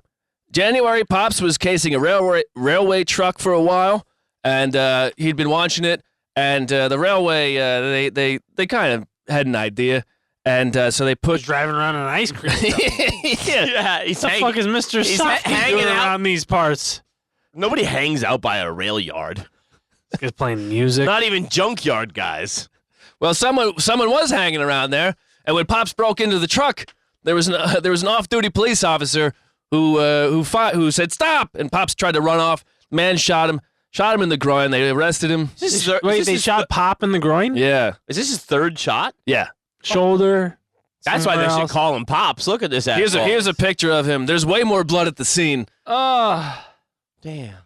That's Pops right there. All of these guys are 28. I know. They look like shit. Yeah. They look terrible. They do look like fucking shit. Yeah. Shite. Yeah, they look like shite. The guy on the left definitely says, now get on down here now that we're going to have a Take picture. it on up to Mulholland. Now, don't be shy now. We're going to have ourselves a photo. This is a photograph. A Cheshire cat grin now. Get it back in about 2 weeks. We'll see if we look like fucking shite. You've got blood on your fucking neck. He also looks pretty Irish, I got to say.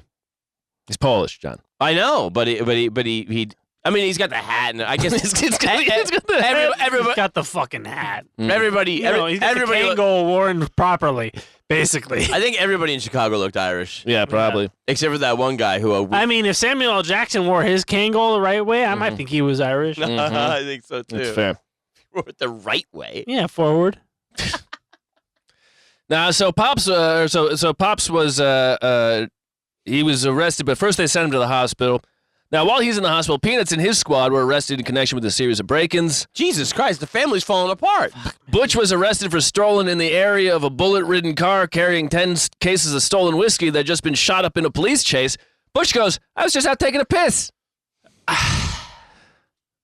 And for the first time, while working separately, all three brothers were arrested at the same time. That whole working separately plan fell fucking apart like I said it would, John. You know I said it. Yeah, you did say it. Now, Butch... Now they're all in jail together, like in Four Brothers when they're all in jail together. Yeah. Dude, Four Brothers. Good movie. Good movie. Now, Singleton. Butch's case would be dismissed because on the stand, the officer arresting him blurted out that, of course, he recognized Butch. He'd arrested him a bunch of times before. That's called leading. You can't do that. So the case is dismissed. All right. All right. Okay. And so, I smell a reunion. Peanuts gets out too, and Peanut, because again with Bieber's just going, here's how much it'll cost you, and I can pay to get this judge, or if we get a jury, I can make sure at least someone on the jury is cool. I'll scare the shit out of them. I'll make them. I'll fucking think I'm gonna kill their kid or whatever. Give them an awful thrashing. It'll be nasty. You don't want to know. And so when this happens, Peanuts and Butch, they figure we should get out of town, rob other places. Yeah. Late March, on a tip, Peanuts... Kenosha. On a tip, Peanuts and two coworkers drive up to Janesville, Wisconsin, to the Parker Pen Company. There, they break in, they tie up the guard. The book doesn't say that. The newspaper reports do mention that they tie up the guard. They stole 35 to 40 boxes of pens and pencils. Wow. According to the company, this was about 40,000 pens at a market value of $363,000, about $4.8 million today. Of pens? Yes. The Parker pen was the most... it was the biggest pen in the United States. Parker is I recognize it. This is not your regular bic. No, all right, no, that's all I know. This ain't your flick your bic. Yeah. Is it Fisher? It's a beautiful pen. I mean, we're talking fountain. primo. Fountain. I mean, this is almost like a space pen. Yeah. You know the ones the astronaut use? I like the ones where you can click it and the colors change. Yeah. It says Continue, Matt. These pens were so hot that no one in the Midwest would touch them. No fences would touch them. So the brothers had to bring them. They had to. Everybody knew dude, these are hot pens. The FBI was called in. Yeah. And so they had to bring them to New York. A guy in New York shipped them to Europe. And the Parker pens were already popular, but then became the most popular pen in Europe. Dude, that is the most ridiculous thing I've ever heard. Parker should have paid them to rob them. Yes. We cornered the market in Europe. Yeah. God. They should have made them partners. Parker partners. Yeah, the Parker Ponzo. The Parker brothers. The Parker Ponzo The Parker brothers. The Parker Ponzak Polak partnership of pens. Yeah. Protectorate. Mm-hmm. The FBI was never able to solve the robbery. Yay! Now, just the idea that a product becomes so hot, meaning contraband in a certain area, that it's forced to become the dominant force in another area of the world is very, very funny to me. Yeah. Very, very cool. So, Pops, he gets out of the hospital and he figures, he's Gotta figure out how I'm gonna get shot a fourth time.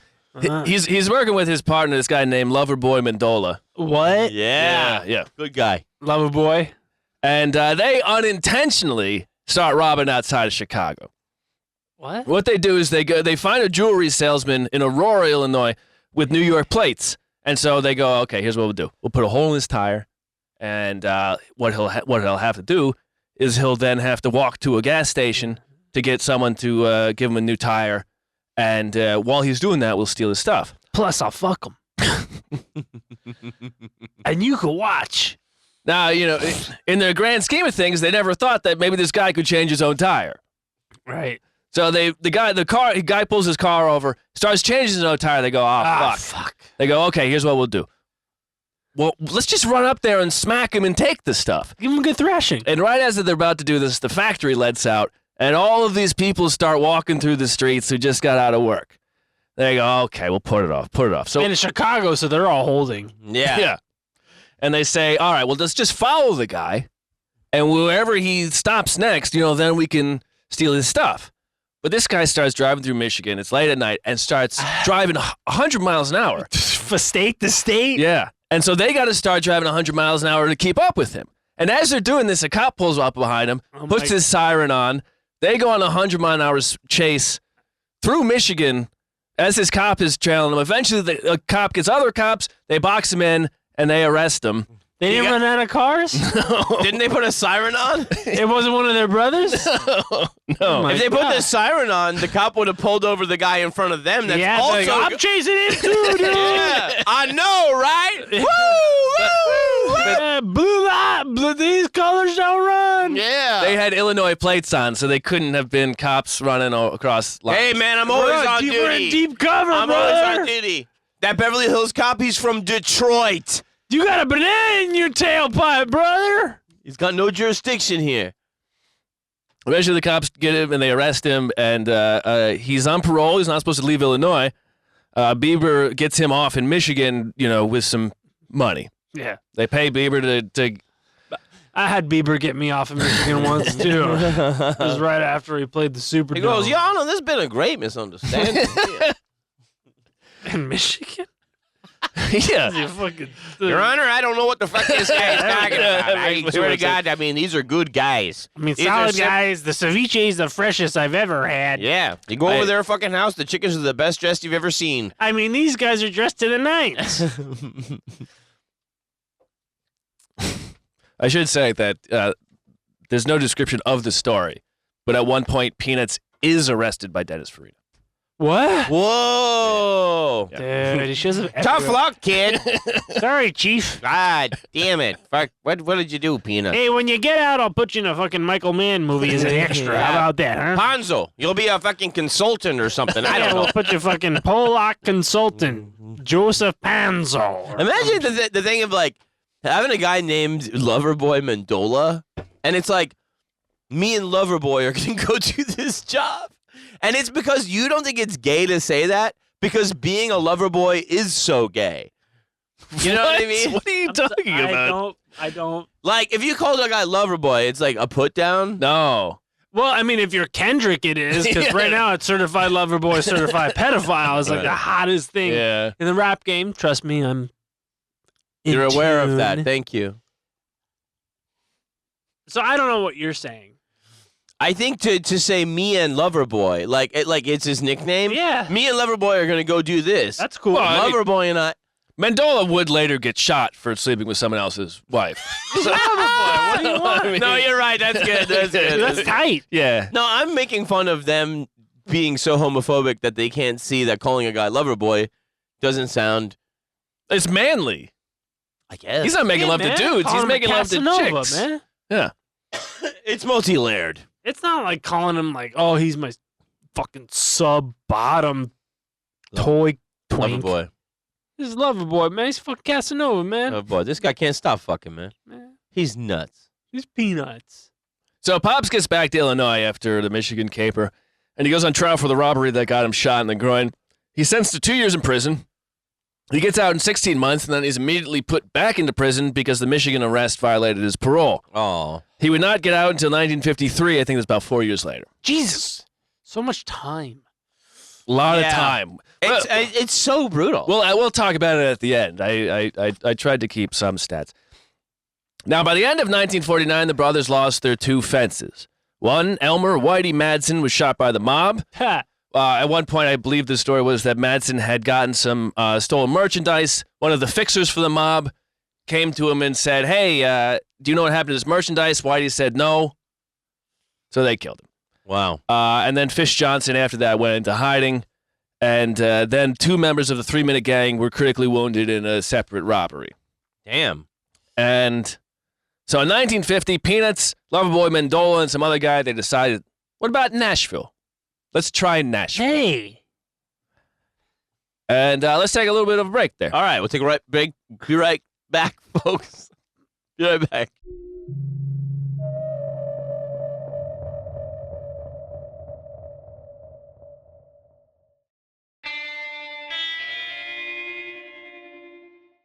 And we're back. All right. Hey. Okay. We got Butch, Pops, and Peanuts tearing it up.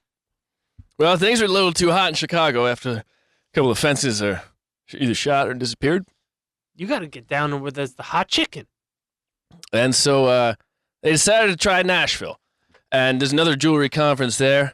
And Peanuts goes there with Mendola, another guy. And they end up just taking it.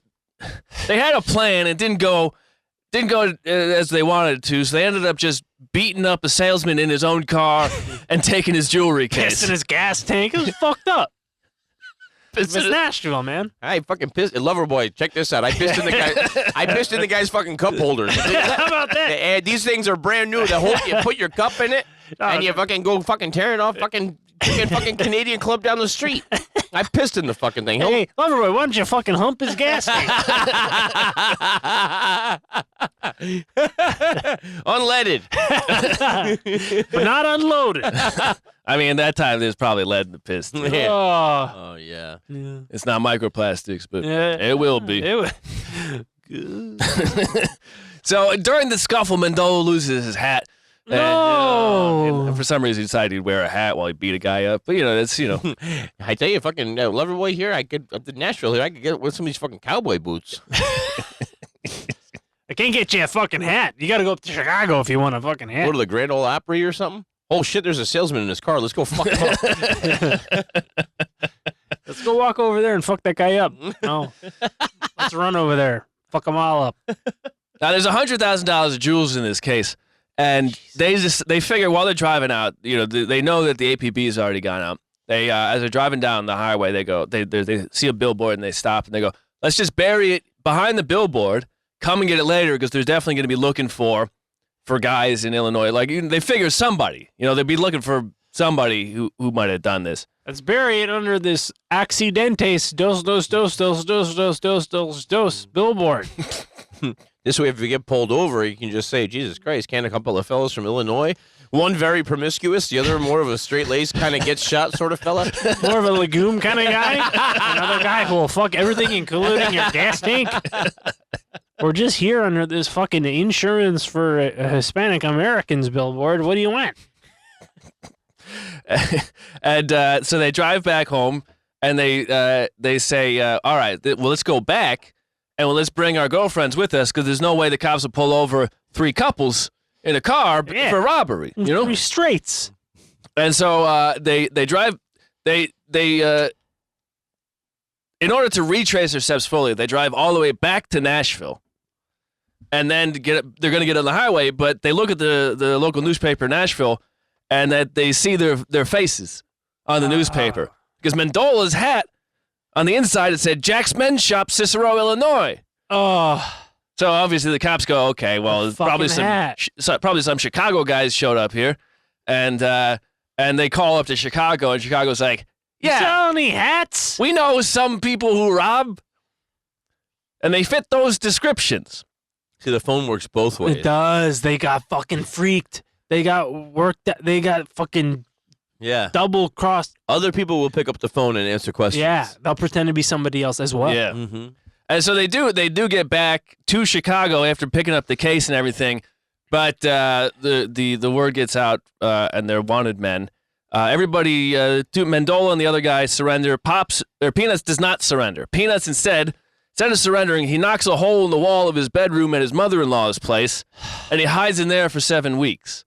So the cops would show up and go, "Hey, is Peanuts here?" And she'd go, "No, look at his room. He's not here at all. Look at this freshly painted drywall." No, there was a hole. He stayed in the wall for 7 weeks. Don't look in the hole. Yeah.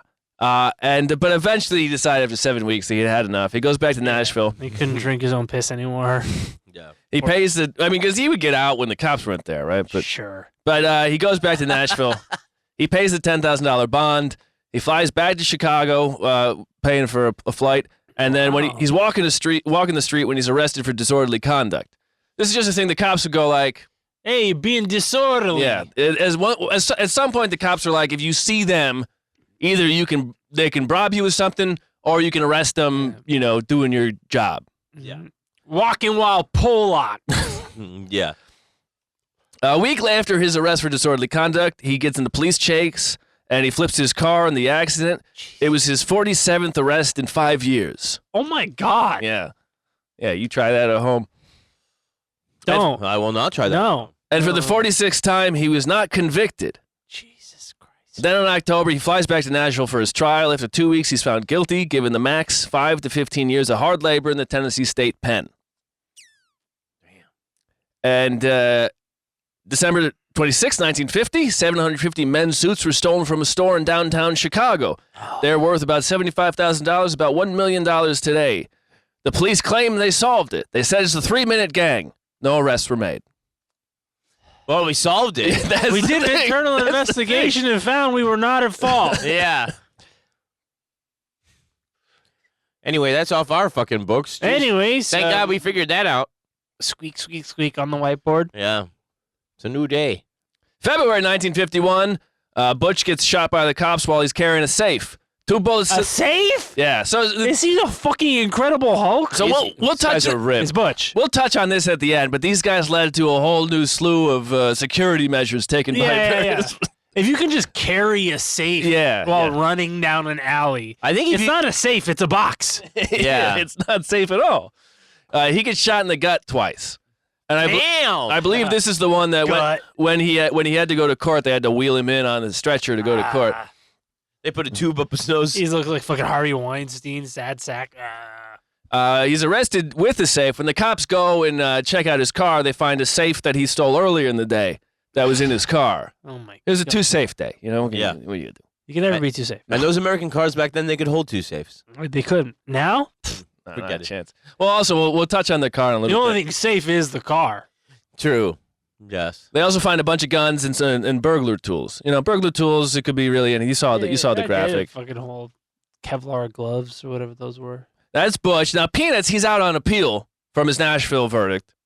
And he figured he figures he's definitely going in. He's going bananas. He's going to spend his remaining time building up a nest egg. So he's going to take care of, his girlfriend and also make sure he has money when he gets out. Eggs, bananas. So the first thing he does is he robs a payroll truck.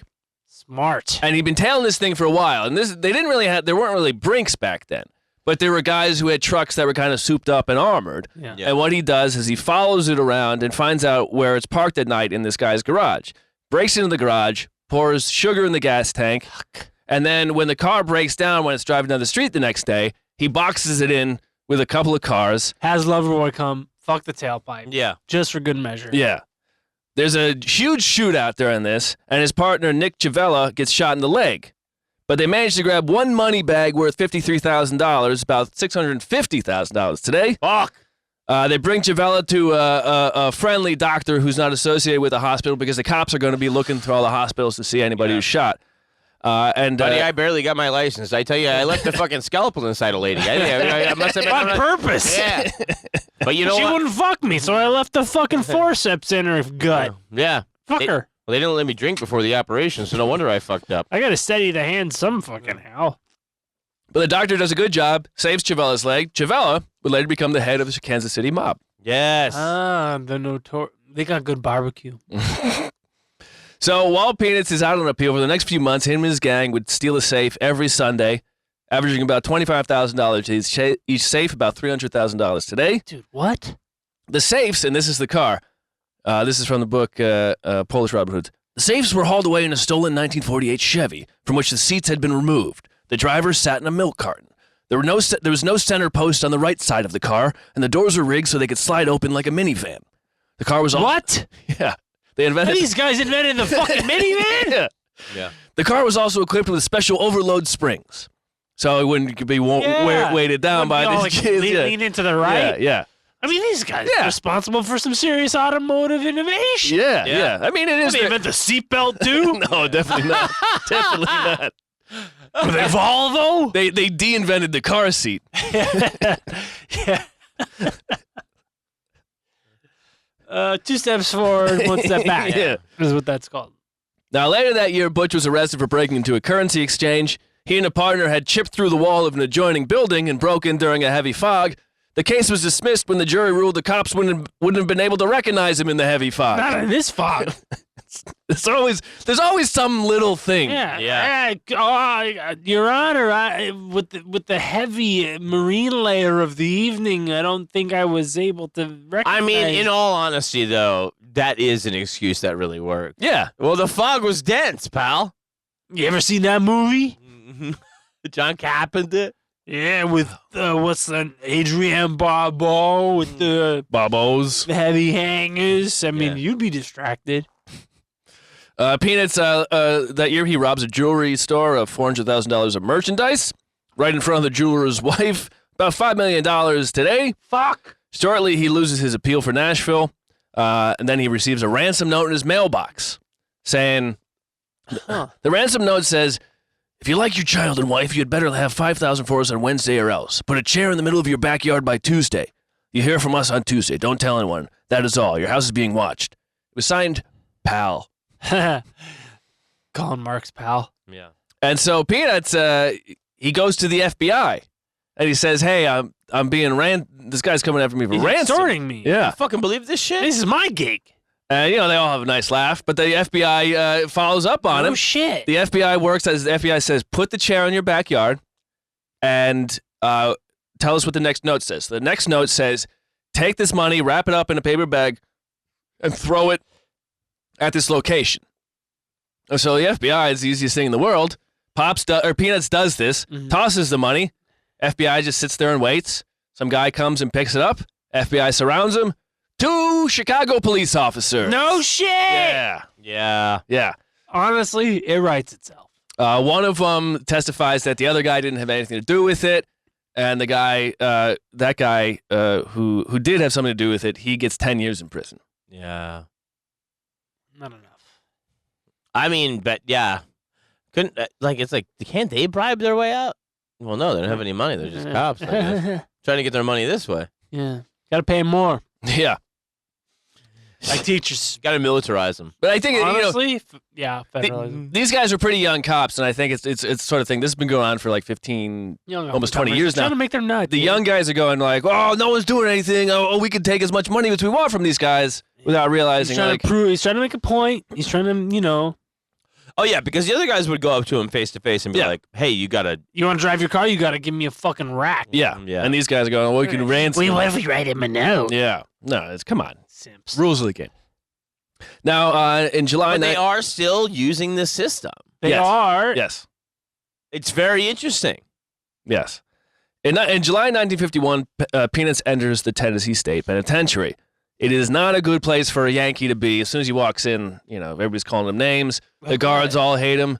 I mean, it's just Yankee and, Gay guy. The first few weeks, he gets beat up constantly, and then he settles down and he sets up a gambling operation. And so, everybody's getting cool with him. I'm going to show you. You're cool. I'm going to show you fucking hayseeds how to play poker, huh? You fucking gay guys. Now, I think you're bluffing about being straight. Use the Bill Brasky voice. Peanuts also, when they find out that he had done some labor in a machine shop, they give him a job in the machine shop in the prison, and they have these drums of wood alcohol. And he starts talking to some guys, and he figures out, hey, we can make white lightning while we're here. And what happens? The story about that, like the rumor starts going around, and so there's a way to do it. Like let's see. He has an inmate chemist who would distill the alky to cook it out the harmful ingredients and peddle the resulting white lightning. And so the supervisor goes to lunch. Peanuts empties the contents of the drum into a bunch of containers. They store those in the corner. And they refill the drum with tap water, and they lock it away. Now the problem is once word got around, there were a bunch of prisoners that didn't wait for the chemist to distill, and take the chemicals out. The next morning, 3 prisoners were found dead in their bunks. Several others had gone blind. Half the surviving inmates in Panczko's cell block were deathly ill or raving mad and foaming at the mouth. Dude, awesome. A full-scale medical emergency was called. Doctors and ambulances from Nashville converged on the penitentiary, and Governor Frank C. Clement, former FBI agent, arrived to confer with the warden. They ran out of ambulances. So They eventually they take the rest of the alky and they start pouring it down the shower until a guard finds out, like walks in on Peanuts who's doing that, and he gets a bunch of time in the hole for that. And he spends a month in the hole. During that time, he loses 100 pounds. He was 260 when he went in. He was 260? Yeah. And when he gets out, he's 160. In 1950 something? Yeah, you know. Something's wrong. In Chicago, no. He's eating well. When you're flush like that and you're having all that sausage. 260, John, is a lot. Yeah. That's obese. That's obese by today's. Yeah, but it was in vogue then. Fucking in vogue. Do you think there's a famous Chicago person from that time period that wasn't like fucking Hufty? Shoeless Joe Jackson. Not in the 50s. Not in the 50s. 1919 was the World Series. Okay, I got one for you. Al Capone. Yeah, he wasn't a slim man. He wasn't 260. No, it wasn't 260, but you know. You fucking asshole. Yeah, because he was short. He would have been. Oh, what was it? The syphilis? Well, Kept the weight off. No, he died of that The later syphilis was the Ozempic. at Alcatraz Island. So because 260. Yeah, He but- lost 100 pounds. 100 pounds in a month because they wouldn't feed you. Bro, They wouldn't feed you every day in the that's hole. 3 pounds a day. I feel fucking great. I tell you though, I darked the weight off, Honestly, and now I never felt fucking better than being in the shoe. It was I think that they would barely ever feed you in the hole, and it would, whatever they did feed you was just garbage. Yeah. And you spend a month in Can't there. lose 100 pounds. You spend a month in there. Bro, would they feed you meth? No, they fed you nothing Benji diarrhea. Meth plus diarrhea. because he was such a unmodeled Kicks it up a prisoner. notch. They sent him to the Bushy Mountain Penitentiary, where he worked the mines there for 80 cents a month. It's about $10 today. So you know they kept. Bushy Mountain makes it sound. Is that like a fun. theme park? Yeah, I know. They got the fucking loop-de-loop. You know they have mines. Bushy Mountain with the fucking Montezuma's Revenge. You're like, I just got out, man. Oh, we just spent time. Bushy Mountain. You're like, oh, it's Cool. awesome. No, that was it was one of the most brutal prisons you could be because you had to haul, you had to So is Busch dig Gardens. coal. You had to dig coal. You had to fill up carts with coal, and if you didn't fill up enough carts, you would get tied down by prisoners and beaten by the guards with a leather strap.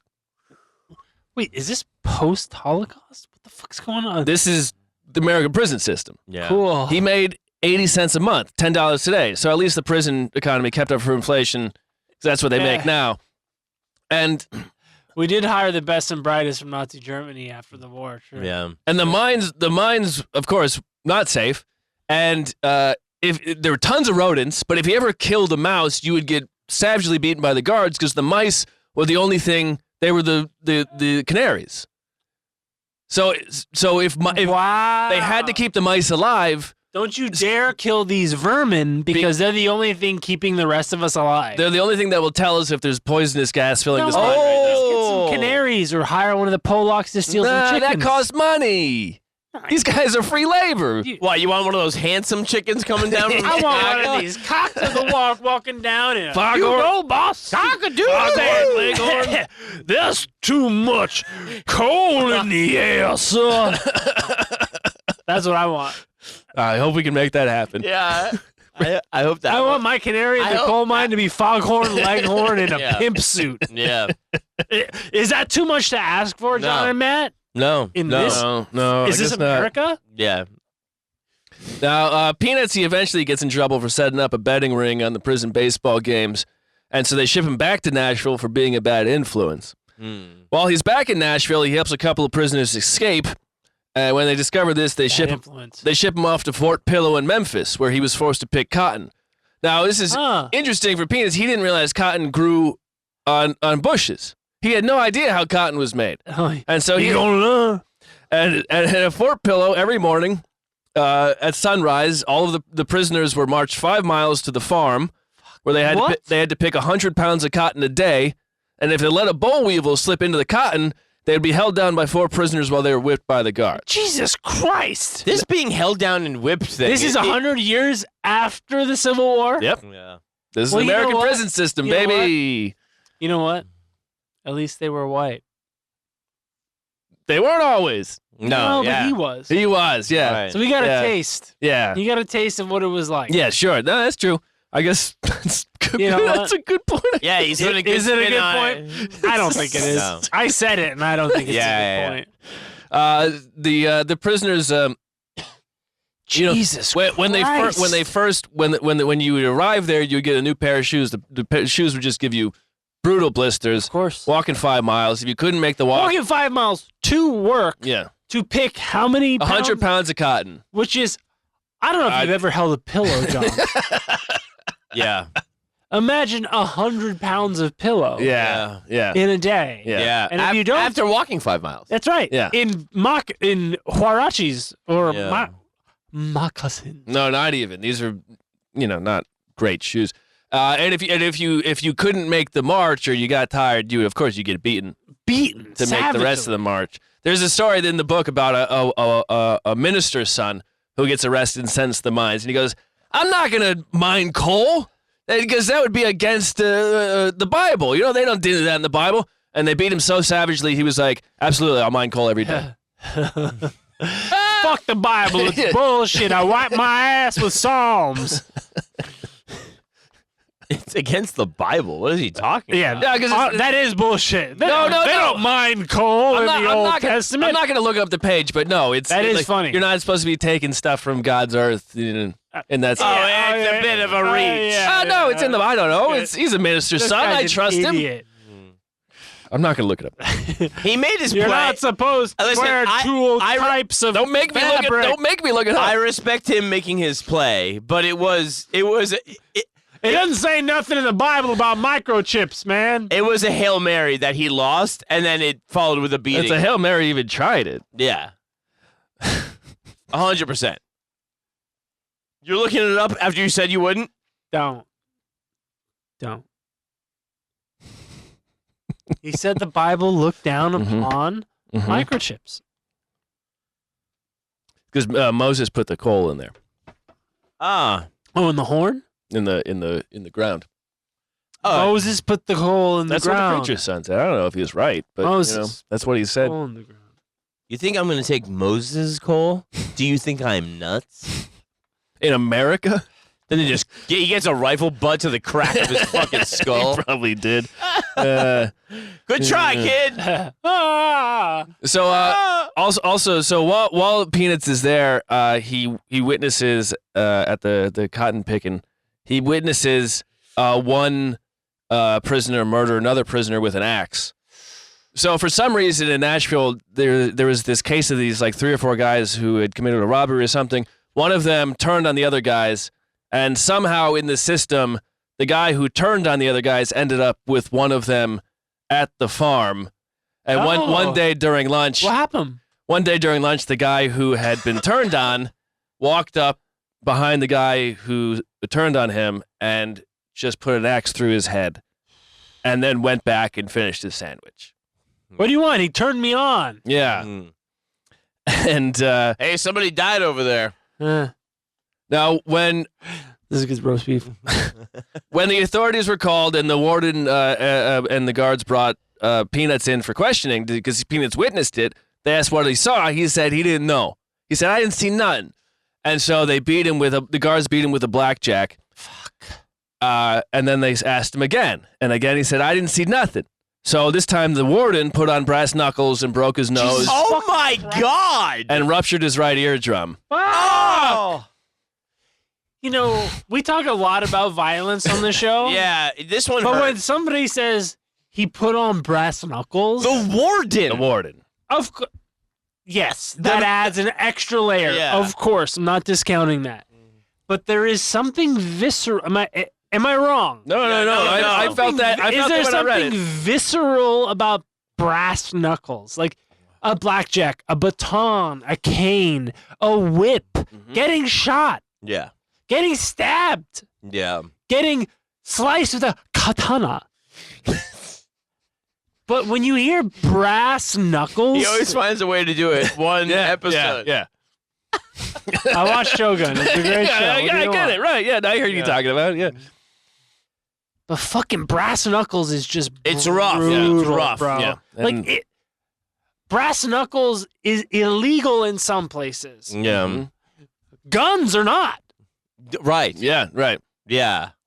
That's how Just cool. let that marinate with you about the savagery of brass knuckles. Yeah. Yeah, but also like fireworks are illegal some places. Good ones. So Peanut's family they told the Chicago paper about this, and the Chicago paper went and interviewed the warden. The warden said, "No, there's not a problem here. Everything is Copper fine." knuckles. And the Chicago paper printed that everything was fine. And what Bauman and O'Brien write in the book is That must have sold a lot of papers. Everything fine. but Knuckles were copper. Bauman and O'Brien write that in Chicago the newspaper guys were so intertwined with the warden that they always, there was no lying. Right. And so they took the Nashville warden at face value Sure. without ever looking into it. We will never do anything like that ever. At Bushy Mill? I'm sorry, what? Bushy Mill Penitentiary? We got the loop-de-loop. Yeah. So Peanuts is in jail. Back in Chicago in 1952, Butch is being arrested constantly. One time, of course, he leads the cops on a 70-mile chase, speeding the entire time. He also is arrested for running a red light. He was speeding Yeah. I mean, and running red lights during a 70-mile chase? no, he was arrested for running a red light at a different time. Oh, wow. He was also arrested for loitering. At this point, he'd been arrested 60 times in his life. Wow. Dude, I don't think I've taken 60 shits. Yeah. You know what I mean? Okay, You know what I like you to should think talk about to your doctor is about during that. that drive, that 70-mile chase, how he could have had one of those Google cameras on his car the whole time. He could Yeah, have been right. mapping out He could- different he could routes, make- more yeah. efficient Making routes. more Yeah. recent, uploading more recent. And during those 60 miles, he must have had to fill up upwards of 15 times in those vehicles. Yeah. With that mileage. Now, Pops, who had been in jail, he's paroled in October 1952. He then immediately breaks into a place, and he's arrested by the cops for that, and they start questioning him. And this is from Polish Robin Hoods. The questioning consisted of a detective penning a confession, handing it to Panczko, ordering him sign it. When Pops refused, he was strung up by a rope, looped over the top bars in the station lockup, and beaten unconscious. When he came to, he was handed the confession and told to sign it. When he refused, he was beaten again until he blacked out. He's gonna God rape him. damn it. After being thoroughly worked over, Pops was dragged to his cell. A detective placed a confession and a pencil on the cot and told him, "We'll be back." As Cops sat in the cell, rubbing his bruise, he overheard the watch captain admonish the detectives, "Take it easy, you'll kill the son of a bitch. We can't let that happen." When he heard that, he tore up the confession and flushed it down the toilet. And they basically held him... Oh, you're not going to kill me? Fuck you. Then I'll never sign. You're going to have to rape me is that? to get me to sign it. He's like, once I heard they weren't willing to kill me, I knew they could never make me sign. These guys are What too the much. fuck kind of logic? Well, that's all he got. That's all he had. These guys are too much of pussies to butt fuck me. You know what I'm saying? You fucking gay guys of a copper.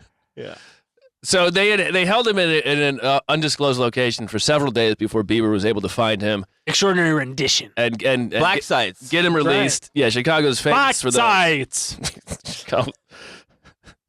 And eventually Bieber was able to get him out. Then in 56, the cops set a trap for Butch and friends. Butch and his buddies, they break into a warehouse late at night, and the cops are waiting for them and fire on them when they try to flee. 2 men were caught in the fire, and one of them was killed, and they were all arrested, and a prosecuting attorney at the time had a new idea. Around that time in Pennsylvania, a criminal had been tried for murder when his accomplice was killed by the cops. And so the prosecuting attorney in Chicago said, we should try this Here. on these guys. Now, John, that means if you and I go rob a bank, Okay. and you get shot and killed in the process, I get tried for murder.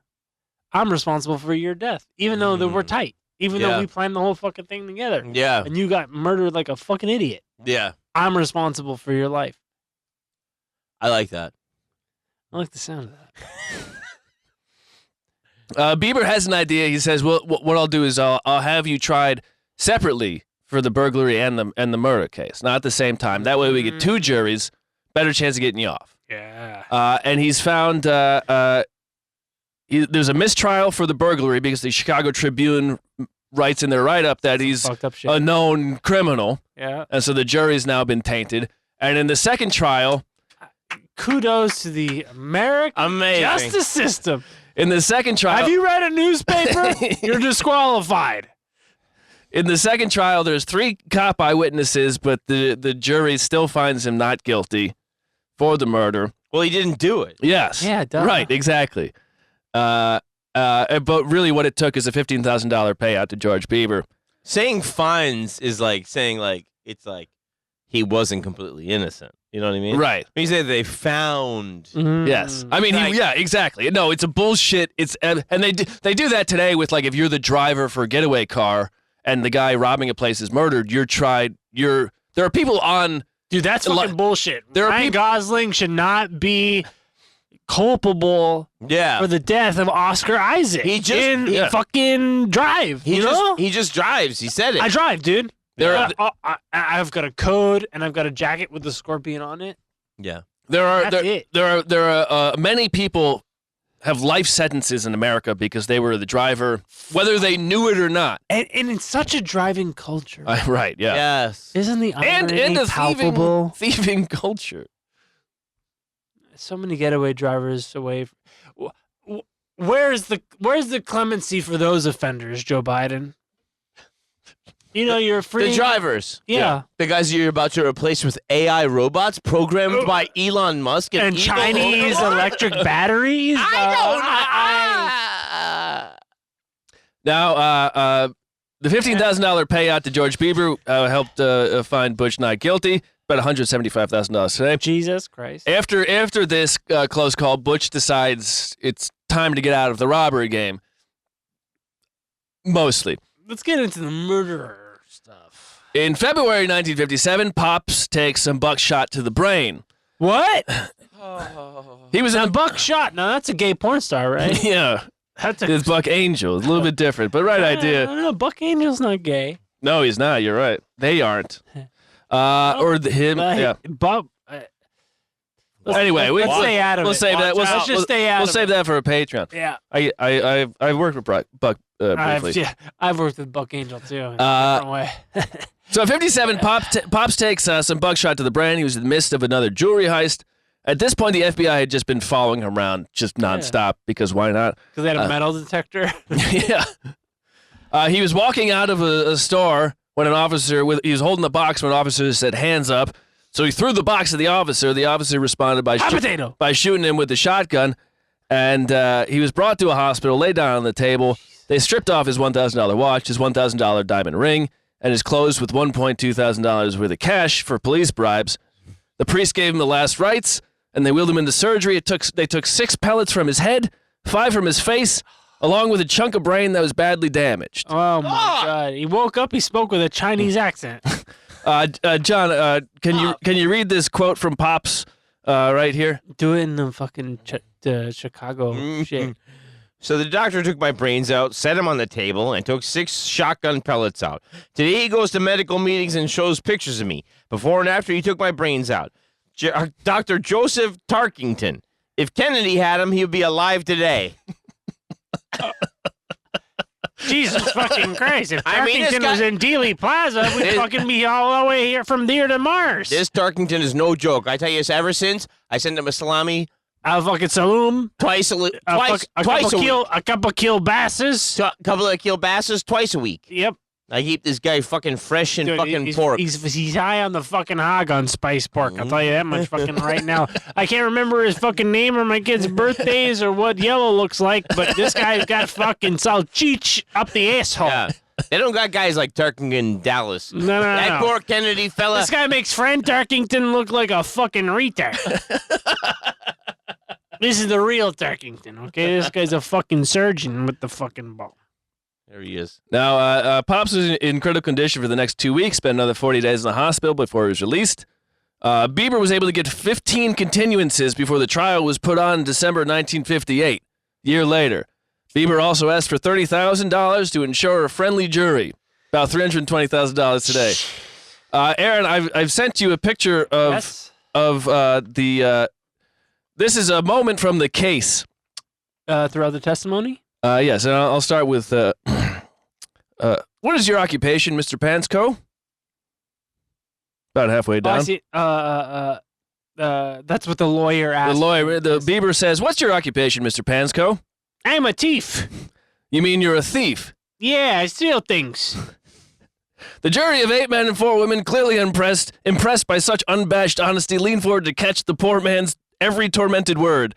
Now, Pops, or Mr. Panczko, please tell the jury in your judge and jury in your own words exactly what happened on February 8th, 1957. Putting on his best Quasimodo face, Pops leaned forward to the jury box and slowly related, That day I was out looking for a nice house to buy for my mother. I got hungry. I seen that shopping center and stopped thinking to get a sandwich and a cup of coffee. I was getting out of the car and somebody shot me in the fucking head and just about killed me. Jesus Christ! I added the fucking. Yeah, That's good. but it was good. This is embellishment. The jury was spellbound. While they're deliberating, the defense rested. Pops turned to Bieber and asked, "What do you think, Georgie? Did I do good?" Did I do good there?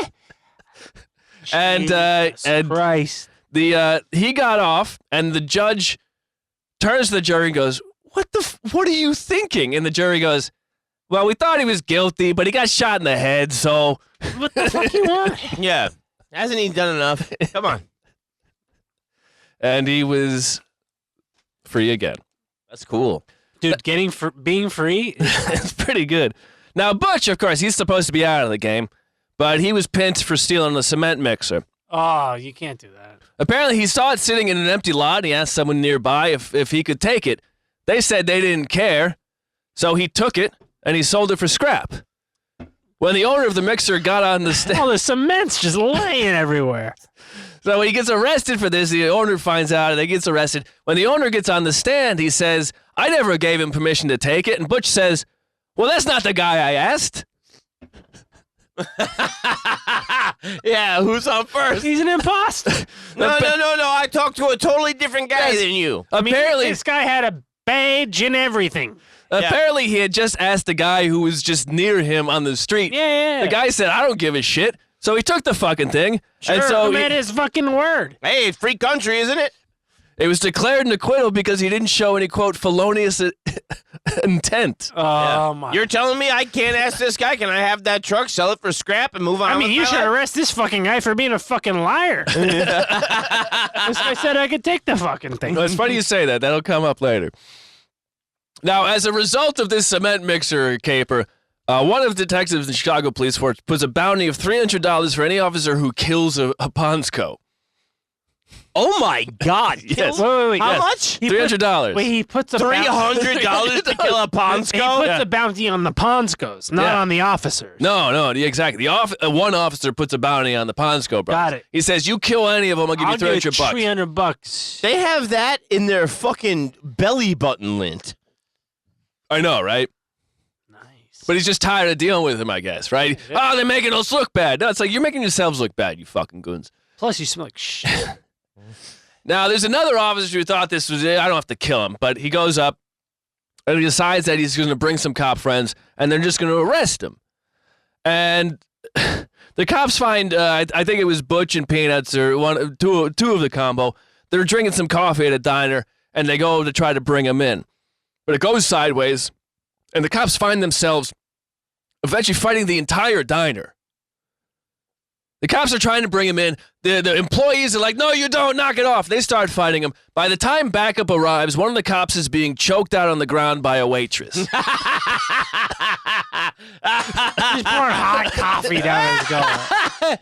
You fucking motherfucker, you! Fucking piece of shit. You no tipping. And it's decaf, you gay guy. Yeah. Choked out A by waitress choking a cop Honestly, in Chicago the right way is to come. beautiful. It's the right way to come. Yeah, it sparked a whole new thing. Honestly, there's a whole section on Pornhub about waitress choking out cops. Yeah, waitress finally has it with cop. So Fuck nuts. She gets hers. Simple. So this is around this time frame. I'll show you a picture of the boys. So that's Peanuts on the left. This is from 1964. I know all of these guys. That's Pops in the middle from 1957, and that's Butch on the right from 1956. The two on the right, especially, I feel like I know. You've seen those faces before, man. These look like Chicago guys. Yeah, They also look like any one of them could be like a bare knuckle boxer from the 20s. Yeah, with brass knuckle, brass knuckle boxer, perhaps. Yeah. Fuck, these guys look like shit. Yeah. Peanuts looks a little more thoughtful. The middle guy? No, No, that's the left. Pops on the middle. Who? Peanuts is on the left. Dude, that guy looks like John Gacy. It does look like John He looks- Gacy. The only thing he's thoughtful about is which child to molest and Will put you under stop? his fucking deck. No, he's the most thoughtful of them so far. Yeah. He's wearing a tie. Dude, the guy in the Yeah. middle writes poetry. The guy on the right eats fucking cornflakes with sugar. Well, also Peanuts' picture, but since he's the youngest, is also clearly from I think a newer time. Peanuts is from 64, so it's about 7 years after these other pictures were taken. He's got a nice fucking dimple chin. you know? Yeah, Pops, yeah. Well, I'm glad they're all dead. You know. But we haven't got there yet. Well, I assume. No, they're alive and well, all three of them. Dude, he got 1 year to life. They're doing yeah. Now, the Cook County Criminal Court was where most of these trials took place, and at this point, Pops was there so much that when he wasn't working, he was just hanging out in the press room. Hey, what's up, guys? Every morning, he'd bring them sweet rolls, and he'd take phone messages when they were covering cases. Yeah, volunteer. During Community service hours. During a brutal heat wave, all of the fish, there's a fish tank in the press room, all of the fish died in the tank during a brutal heat wave. Uh-huh. And one of the press guys goes in and he finds Pops taking detailed notes of each fish that was dead. And Pops tells him, he says, I promise you, I'll get you some new fish, be good. And the reporter goes, no, don't steal them. And Pops goes, no, I'm not going to steal them. I'm going to buy some fish and then I'll bring the dead ones back and say that I want my money back. Oh, my God. It's like a Monty Python. Smart sketch. guy. Yeah. Smart guy. Yeah. Not going to steal them. No, I'm just going to commit Steal him? No, I'm gonna do a whole other fucked I'm up going to do thing. the Costco thing No. where I break the TV. I'm doing some weird psychological shit. Hey, you wouldn't get You it. wouldn't get it. You're a Yeah. simple civil servant. I'm Yeah. a fucking criminal mastermind. Yeah. I'm a Panczko. Yeah, it's a Panczko scheme, bro. It's pretty much Just what it fucking is. stick. You do your thing. Yeah, you fold. Now, in 1959, Pops was involved in the infamous screw drive case. No. A hosiery salesman found Pops in his garage at midnight stealing the man's hosiery inventory. No. He holds a knife on Pop while the man's son holds Pops on the ground. The cops show up. They arrest him. Now, on the stand, eventually, it takes a while, but they pay off the salesman. And he says that, actually, no, Pops was just outside. I saw him outside the garage. I didn't see him in the garage. Who's to say? And the jury finds him not guilty, but the district attorney says, no. We're going to indict him for possession of a burglary tool, a.k.a. we found a screwdriver on his person. Guess where? His butthole.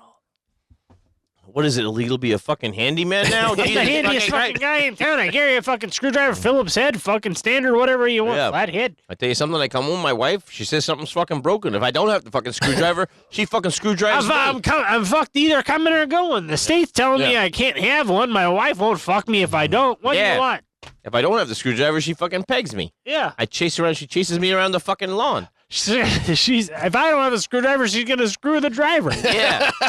She's gonna fucking cuck me in front of the whole fucking It's neighborhood. fucked up. Honestly. You would be surprised to discover that most of these guys did not have Penises? great relationships with their female partners. Is it an American male pre 1990? Yeah. Then I'm not surprised. Yeah. Now, while Pop's out on bail, he complains to the reporters at the courthouse. 1990 is generous, but It is generous. You're right. I'm sorry. But he complains to the reporters. He goes like, I can't work right now. The cops are tailing me all the time. The reporters, they go, nah, you're lying. So Pop says, watch this. He goes outside, and as a truck is passing by, he hops in the bed of the truck. Now it turns out, like as soon as he does this, two plainclothes cops get in their car and drive and speed off, turn their siren on, speed off after him. Now these guys are not dressed like chickens. They're plain clothes. Yeah. just thinking the same thing about how they're like frumpy. They're fucking bitch ass chickens, man. Their clothes are They're plain. fucking They're from Coles. They have These are fucking- Coles ass chickens. They're plain clothes. I knew you were thinking. I was thinking Fucking idiots. they're plain clothes. Man, these guys fucking. They're looked down. Target, man. They're looked down on by the rest of the department. Yeah.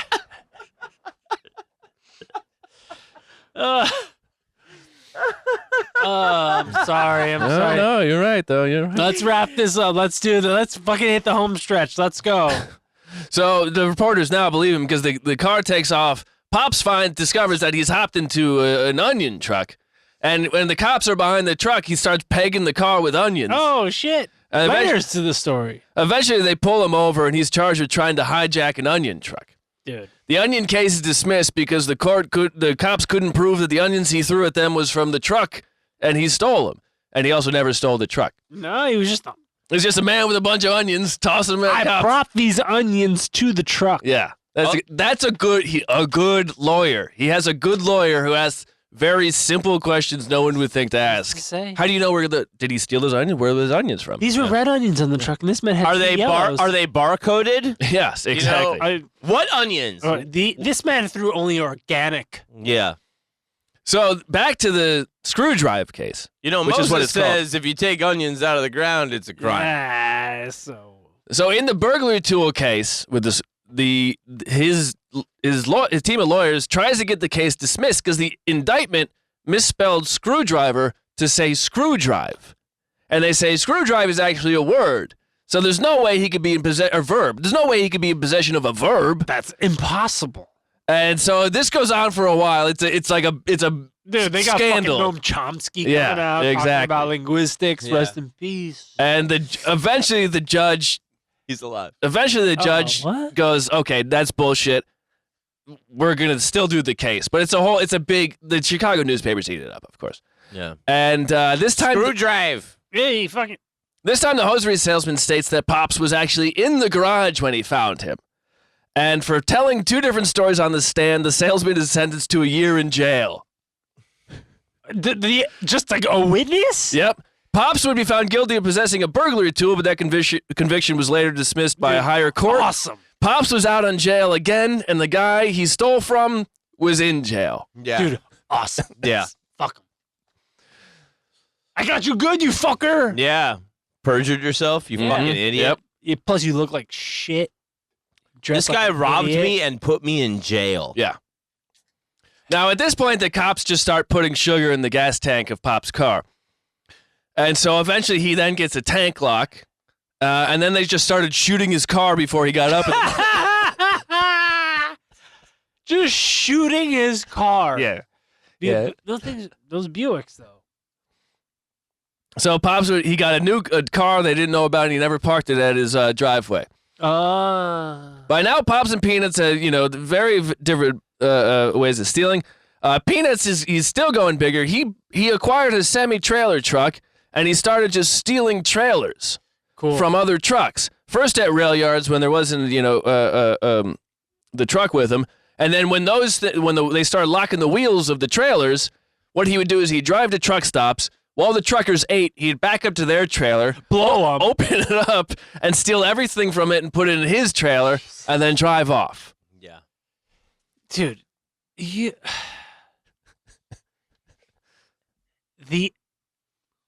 Yeah, it's crazy the audacity. The of grabbing? yeah, Like grabbing. just snatching. Yeah. It's like the honestly, I'm astonished by the bravery. Yeah, the and balls. the brazenness. It is balls. It's It- balls. It is straight balls. It is balls. Now, eventually the cops started fucking with Peanut's car too, and they started tapping his phone. So he got a secret phone line installed, and when it was time to do a job, he'd have his partner call the private line and tell his wife to go pick up some milk. Then he'd go into the garage and hop in the trunk of his wife's car. She'd drive out to the market to go get some milk. He'd hop out of the trunk, go do his burglary job. When that was finished, he'd hop back in the trunk of the car and she'd drive it home none the wiser. Simpler times. dude. Yeah. Simpler times. Now you got to get a VPN. You know, the 4-hour you can milk watch run. the porn you want to yeah, watch. yeah. 4 hours to get Feels milk. like there's a safe in the back of this car. Eventually, this became a bit too much, so he started skipping town and started robbing payrolls in Minnesota. They would follow, like, from bar payrolls. They'd follow the money man to his car. Now they're wearing plastic face masks. This is their new thing. He says he's the first to ever do it. And they would rob the payroll First guys. gotta wear masks. Yeah, plastic masks. We all wear masks. But from the payroll guys in Minnesota, they would rob them of anywhere from $30,000 to $50,000. They did this every weekend for 6 months. Oh my God. Yes. Jesus. And that's in that time's money? Yeah. So this is it's probably about $500,000 or so each time. Every weekend for 6 months? Yep. Dude, what the fuck are you gonna do with that money? Well, you got to pay all these people who are You gotta pay your lawyer for getting you out of jail. And defense it. Yeah. Yeah. You're not getting. I mean, if you're taking cash, you get all that. You don't have to bring that defense, of course. But the Peanuts had a gambling problem as well, and they're spending it on stupid shit. These guys did not save wives. They did not save money. Yes, I mean their wives didn't work when they had wives. Bless you, Angel. Now eventually this got a little too hot, so in '62 Peanuts decided he'd head west. He started robbing shops in Hollywood and Beverly Hills, Cool. stealing rings with price tags of $125,000 to $160,000. That's about $1.6 million today. Multiple times he took over $300,000 worth of jewels, about over $300 million before they fenced it. And when the salesmen started having alarms in their trunks, that's when he would steal the car after they put the briefcase in. He also started taking jewelry and putting a new tag on it that said a higher number, so when he fenced it, he could make more money. Oh. Classic gag. Now, they also did this in New York, and then eventually Peanuts reached out to a friend he met in the Tennessee prison who was staying in Pompano Beach in Florida. Story I told you at the beginning. Yes, that's right. Largest. Here's a newspaper clipping with some of the jewels. 1.75 million loot found. Bless you. Because what happened is they were in Florida. They eventually got back to the hotel where they were staying, and they had all of these jewels, and they said, obviously, we can't be just carrying these around. So they called two ladies they knew from Chicago who flew in, and it was their job. They had done this before in L.A., and it was their job the ladies would carry the loot back because no one would check them. That's right. But what they didn't think was that Peanuts' friend from the Tennessee prison had been busted a few years earlier by the FBI and was now working for them. Informant. What? Yes. And Peanuts would later say, look, I don't feel anything. He was just doing his thing. I'm just not going to work with him again. I would never do that, but I get it. He had to survive. I get it. Who said this? Peanuts said that about the guy who... Business is business. Yeah. Damn. But that's a collection of the jewels. A hustle is a hustle. Is a very... It's a... You gotta respect the game. It's a remarkably zen. Yeah. Yes. It is. He's doing his job. He's like, what? He was what? just following orders, John. Is that how you feel about it? Is that how you feel? Is that truly how you feel? I about it? don't... It is. That's exactly how you feel. No, He was no, just no. following. No. Just following the orders. No, because it wasn't orders. It was initiative. It was like, he's Yeah. like, my new hustle is selling... Moses said, "Follow orders." selling out my friends. Yeah. So he's an entrepreneur, and What are orders but commandments, John? Mm-hmm. damn it, Now, I so, fucking sneezed himself into fucking retard country.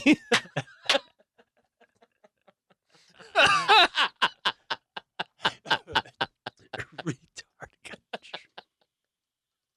is that near man country? Yeah. Dude, it's the neighbors. Oh, shit. I thought it was in man country. I'm in retard country. I think I like the sound of that. Now, for the largest, this jewel heist would be in the Guinness Book of World Records for largest jewel heist. Cool. Peanuts never spent a day in jail for it. The first trial ended with a hung jury. The second resulted in a conviction that was reversed because prosecutors had told the jury the men were, quote, known felons. The third resulted in a hung jury, and Florida prosecutors just stopped after that. God damn it. All you gotta say is this guy's an known felon. Yeah. Sorry, case dismissed. Yeah. But the thing is like, Now they won't let you vote. but they've been on Florida. they've been on the stand saying they're thieves. Mm-hmm. Yeah. So they are the epitome of known felon. Yes. And everybody, most people, if they read the Chicago News, they know they're felons. Yeah. And everybody just has to read those headlines all the time. These guys get off. Not long after that, Peanuts was arrested with a set of keys. He was back in Chicago. He was arrested with a set of keys that fit every mail deposit box in Chicago. Oh my God. And while he was being arrested, What about the female one? yes, while he was being arrested, he took the keys and he threw them behind him. Oh, that's a good trick. Yeah. And the cops didn't notice, except there was a kid walking by who goes, he said, "Hey, mister, you dropped your keys." And Peanuts goes, oh, thank you. This is the cops. And then he waits a second. Meanwhile, it's a ring with 1,000,000 keys for every safe deposit. I mean, it's probably just like the master key or some shit, but Yeah, actually, there was just a thing on NPR about the master key that a lot of postmen carry, and how they're targets. yeah, he They're either Yeah. master keys for apartment buildings. he either stole it or bribed one. But after the kid gives him the keys back, he waits a second and tosses them again.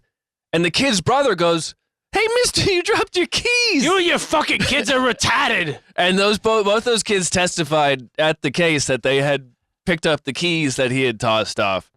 And those kids were John and Robert and Kennedy. Also, they were very sweet kids. Yes. Yes. Trying to bring this Good poor nature. man back his fucking key. Oh, come on, mister. You dropped your keys again. Around this time, Butch, he was arrested for receiving stolen. He tried to cash 6,254 stolen trading stamps Oh. for a black metal wastebasket, a vanity chair, and a clothes hamper. Oh.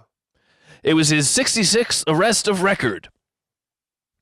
And I think around this time, Butch was like, okay, maybe I should stop. Peanuts and his gang robbed a Brinks truck that had just taken collection money from a church. Cool. They broke in and held a gun to the priest's head, and one And they were all struck by lightning. and one of the Brinks guys' heads, because one of the Brinks guys stays in the truck, the other one goes in, gets the collection money from the priest. Of course. Now this is a story from Culado, who's saying the priest goes, "You'll be absolved of all your sins." He goes, "I'm good." Yeah. And Moses said not to rob any coal or any of that fucking bullshit, but I don't fucking. You'll be absolved of all your sins. I'm good. Yeah. But while they're holding the Brinks guy hostage, one of the guys takes his hat and jacket, walks back up to the truck. Other Brinks guy thinks it's the other guy coming in, opens the door, pulls a gun on him. Another guy runs up, pulls a gun on him. They tie the Brinks guy up. They drive him to a cemetery, leave him there, take all of the money. It was about $366,000 in currency, about $3 million. Lord. $3 million today. Oh. And it wouldn't have been discovered as quickly if they hadn't tied up the driver to the steering wheel, where eventually he just mashed the horn enough times till someone came out and discovered him. Damn. Gotta disconnect the battery. Not long after that, Pops was arrested for taking the cops on a 98-mile-an-hour chase. The headline of the newspaper read, "Pops nabbed in chase. It's embarrassing." I don't know who Couldn't embarrassing or even who. break 100. I couldn't find the articles. I don't know if it's embarrassing Yeah, for we the need- cops we- or Pops, but both probably. Also, the writer, he has to let the audience know. Just so you know. He goes, it's embarrassing. It's fucking weak. Let's see.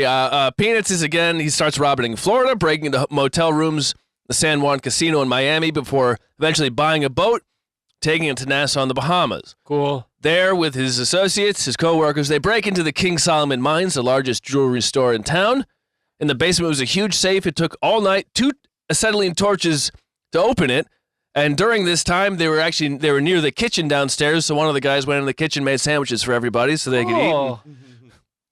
Boys, we got fucking gabagool. We got the whole fucking got- nine here. Get the Gruyere if you want a fucking grilled cheese. Give me that acetylene torch. I'll You know, the neighbors used to pay me for this cheese. You fucking believe that? I used to. I'd say, what do you want? Buffalo mozzarella? I don't used to have care. to Whatever. fucking steal government cheese. Now I'm fucking frying up Gruyere with an Yeah. acetylene torch while I'm robbing $3 million worth of fucking jewels. Actually, it was $500,000, about $5 million today that they robbed from this. Gotta have it. Then they went around the Caribbean with their boat and kept robbing places until their boat died off the coast of Puerto Rico, and they abandoned it Rest in peace. and flew home. Shortly after they got back to Chicago, Peanuts was arrested for counterfeiting bills. Secret Service agents broke into his house. They really get offended by that. Yes, Secret Service says that's So kind of you're pretending one of that's their money. things. You're pretending that has value. That But piece that's of our paper job. you made. Well, our job Yeah. is to pretend this You- paper has value. You have the balls to pretend your piece of paper has money? Our piece of paper has value. Yeah. Not your fucking bullshit. No. here's a picture. Plus mega. Here's a picture of the guns and the mask and the gloves. Wow, the mask is nuts. Yeah. Oh, dude, this guy's about to suck a dick in a glory hole. Dude, John, if that was an album cover, I would buy it. That's a good album cover. It really is. Yeah. that's an anal bum cover. Yeah. It'll cunt. Anal bum. An album cover is an anal bum cover. Oh, According to Sean Connery. That's right. Oh, yes, an anal bum. Yes. Dude, That's- God, tell me you've hold never on. sucked a dick wearing that little plastic lower face thing. Dude, the plastic smiling mask is absolutely terrifying. It's Yeah, it's terrifying. The gloves are very giallo. Yes. The face is gimp-like. Yes. And then the three You got 3 guns. You got three three- revolvers. three you got a tiers. snub-nose. yeah. You got a 38 special, and Yeah. you got like a normal. And the thing is, it shows you that he shoots you with one, but then he gets angrier and he shoots you with the next big one. And then the other one is for himself at the end after he climaxes.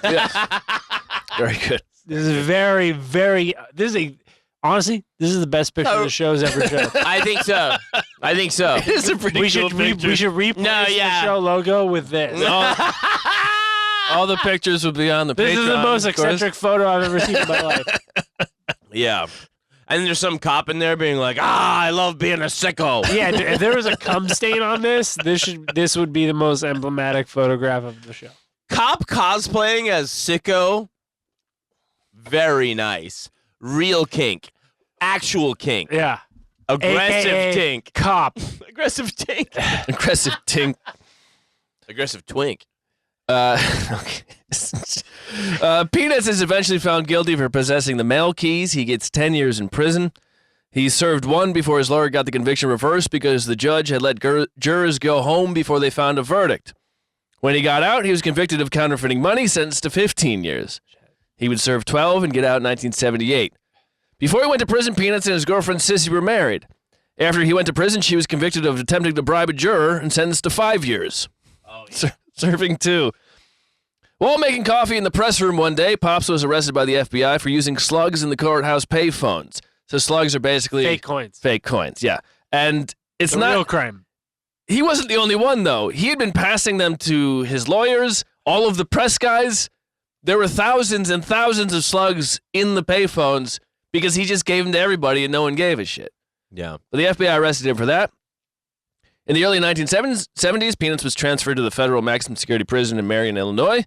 His older brother, John, was in the hospital, dying, and Peanuts petitioned to see him. He was allowed on one condition, that he pay for the chartered plane and the day's salary for 2 guards to accompany him. He did, and after they saw John, Peanuts took the guards out for dinner and cocktails. Yeah, that's fucking nice. Dude. In March 1978, Edward Butch Panczko died. He was 61. At his funeral, Peanuts did not make his funeral because he said it would be in bad taste to show up in handcuffs. I'm not one of these well-dressed fucking chickens, you know? Yeah. This is from Polish Robin Hood's. The Chicago press covered Butch's funeral like he was a Hollywood celebrity. During his lifetime, Butch had been arrested 77 times, yet, thanks to George Bieber, he had served only 10 days in jail and been fined a total of $113. That's fucking incredible. The Miami Herald called Butch a giant in his field and suggested that if there's ever a Hall of Fame for burglars, he would certainly be in it. Yeah. 2 months later, Pops was again arrested for breaking into a clothing salesman's car. Just why not? Wait. Why not? Oh, what are you going to do? Yeah. Give me 1 year to life? He arrived at the trial carrying 10 leather briefcases and gave one to his lawyer saying, hey, I think you could use this. Hey, this might have some fucking... Are you kidding? point in it. Seriously. He just brought a bunch of briefcases Yeah. to start handing them out. Yeah. There's Well, how do you... there's multiple cases where if he stole like a bunch of clothes and he got arrested for it and they were Well, like, these were briefcases. yeah. Yes.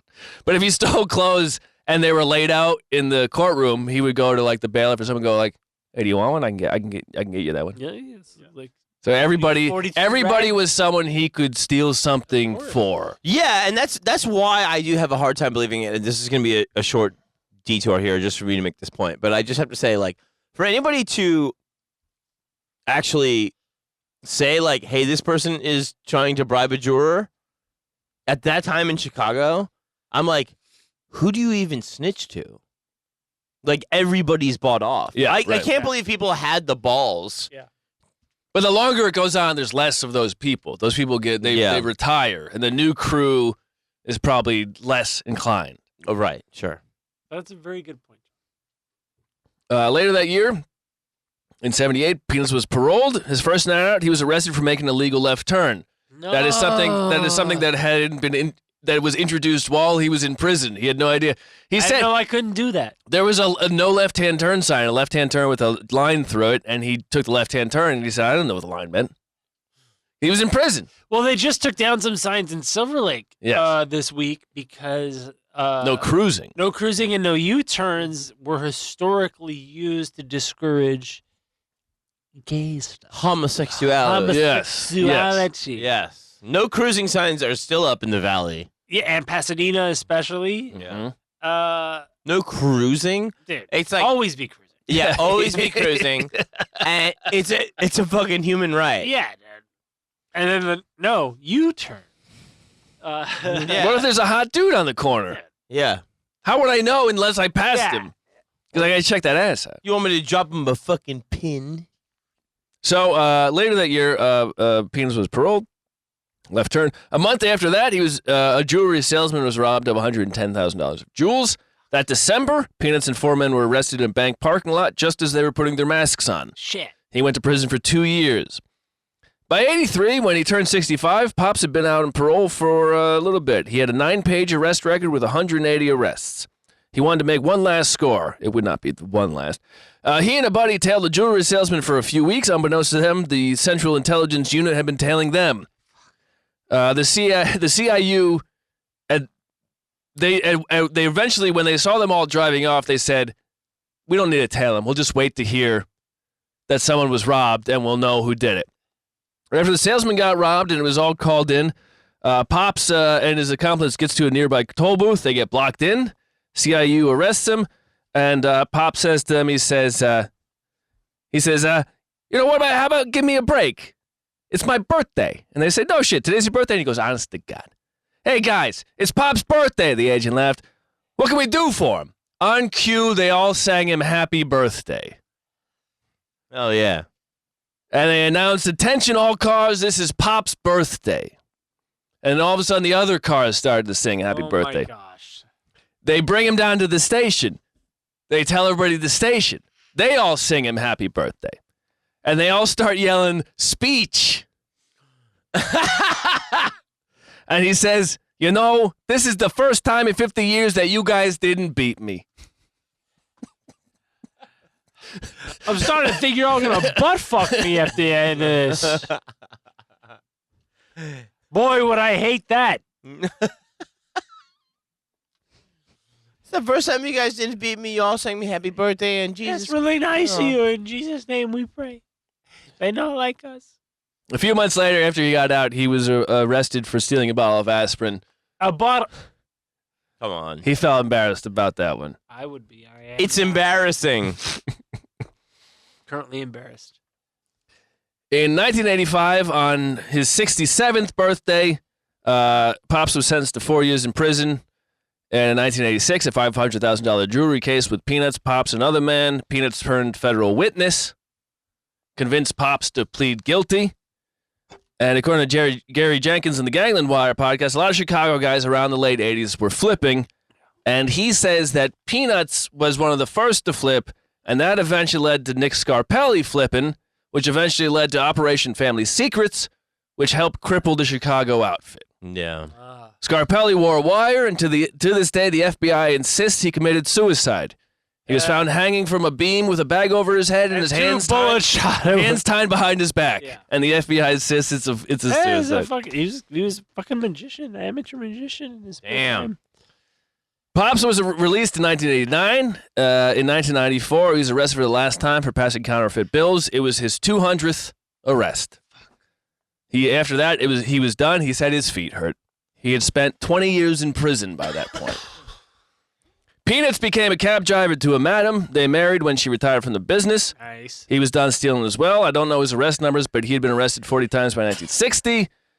He'd probably hit the low hundreds by that point. He had spent 26 years in prison. Damn. Pops died in 2002. Shortly before he died, he was almost robbed at his house by 3 guys pretending to be gas technicians. Almost. Not Almost. so fast, my friend. I can't find any info on Peanuts, but I assume he's dead as well. Pops has been credited with inventing the lock puller, which is what instead of breaking a lock, you rip it out of the door. Got it. He's also the reason safes Advanced. Yeah. He's also the reason safes are embedded in concrete when they're installed, so you can't pick them up and walk Hey, away you with can't them. just walk away with this fucking box. Peanuts claims responsibility for using the first people to use plastic masks, as well as the security measures of crash gates, tank traps, those big pillars they put up, steel shutters, steel plate walls. Let's see what else I got to Well, don't give away all the secrets. see here. They also took credit for gags, such as break into a place, don't steal anything. Or go up to a place, change the locks, Yeah. and not steal anything. I'll project Yeah. the toilet. Yes. Yes. What the fuck is going on? Rearrange the furniture. Yeah, Make yeah. them think they're going crazy. Creepy crawl. Yeah. This is And good stuff. John, you can read this quote right here. That's from Pops. Where am I? Oh, here we go. Then, when the Jew guy comes to work in the morning, he'll see the lock on the ground and say, Jesus Christ, I've been robbed. And he'll call the cops and spend half a day doing inventory, and they won't find nothing missing. Drives them nuts. These fucking Jews thinking they got robbed. I didn't take shit. And that's the story of the Panczko brothers. Panczkos. Fuck. I was down. Dude. I like this crew of guys. Yes. These are good crew These are guys. good guys. These are good These are guys. good Guys, guys. honest guys. Yeah. For Polacks, real good guys. You know, I've been arrested 200 times, and I only did 20 years. I've been convicted, very few times. Yeah. And I'm starting to think there's some sort of prejudice going on in the police. Against the Polacks. Yeah. I mean, I get these guys fucking sausages and shit. They sang me happy birthday. I was 100 years old. What was your takeaway from this story, Matt? Well, I mean, it's one of the at first charmed and then incredibly annoyed and then charmed again. Yeah. It's Yeah. a real roller coaster of a ride. Yeah. Fucking- Because really, they stole shit. They didn't, they did, a couple people were killed because Yeah. of their driving. Yeah, they Yeah. were driven into their profession via their unfortunate circumstance. Sure. Yeah. And then they became pieces of shit. Yeah. And then you're like, once you become old You enough, know what the thing is you're here? like, all right, The you're bi- still a piece of shit, the but big- you're the- old. yeah. That's The big okay. disconnect for me here is like when I think about being a robber and how much of your time gets taken away by prison and still making so much money and then just gambling it. Then I at least go, well, I admire them more than, the Fortune 500 guys. Yeah, it's better than Elon Musk buying Yeah. Twitter. Yeah, because There's something noble about it. They're straight up putting it directly back into the community. Bam, And bam. that is why Yeah. I was like, the whole time I was like, the thing about this book title being Robin Hoods, they were, but it was because they had just had bad habits. Yes. Yeah. But Yeah. it still put it back into the economy. Yes. And, they did steal nylon. They wore tights. yeah. Yeah. I mean, I think they didn't shoot anybody. I don't think any of them. They didn't shoot anybody.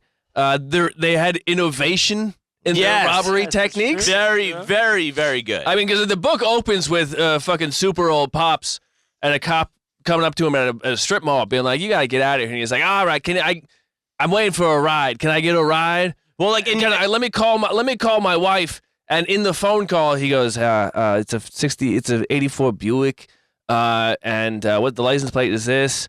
Okay, thanks. It hangs up. He does, and then he calls the key maker, and he was like, yeah, so someone got locked out of the car, 64 Buick. Their name is so and so. oh my God. And that's the opening of the story. And you go like, okay, this is like, even a movie like Heat, like these aren't good guys. No, they're Right. not good guys. But like they're interesting guys. Very, No, very. I Michael appreciate Mann that. should make a movie about this book. Well, no, I think he did, because I'm sure Thief He probably takes a lot comes from Dennis Farina. Yeah, sure. Which gives Michael Mann all these things about Chicago thieves. Yeah, yeah. And these guys are definitely part of that narrative. Yeah. About 40 years later, but But it adds up. It's the vibe is Yeah. very Michael Mann. Yeah. And Kulada, he says like a lot of guys like worked with Pops, and he said just because the celebrity of working with Pops, these up and coming robbers, so they'd be like Pops. yeah, it was like a team. It was like a league. Yeah. And that league, like, goes They on. went from AAA to fucking Major Leagues. man. That's right. Yeah. Yeah, I mean, for real. And it was like, it's just like, there was so much money going through the Midwest at that time with the auto boom and everything, where it was like, Chicago is so ripe to be a completely corruptible city. Oh yeah. There's just so much money going through, Mm-hmm. Well, you got the fucking Erie Canal, John. Glad you brought that This up. was this is a very good tale, man. I thought you Very, enjoyed very that. good. Yeah. Very Yeah. You're welcome. Loved That it. This is a good, Yeah, these are fun guys. I like them. good yeah. guys, solid guys. Yeah. Even for Bullocks. They're great guys. I mean, these are solid ears kind of people. Yeah. Yeah, they'll steal the salt from you, but yeah. Yeah. Gentlemen, this is really fun. This was good. I love you both. Love you too. Me too. I'm going to say goodnight. I love you. My name is John Fahey. I'm Aaron Pita. Remember so. Good night, everybody. We love you. Good night.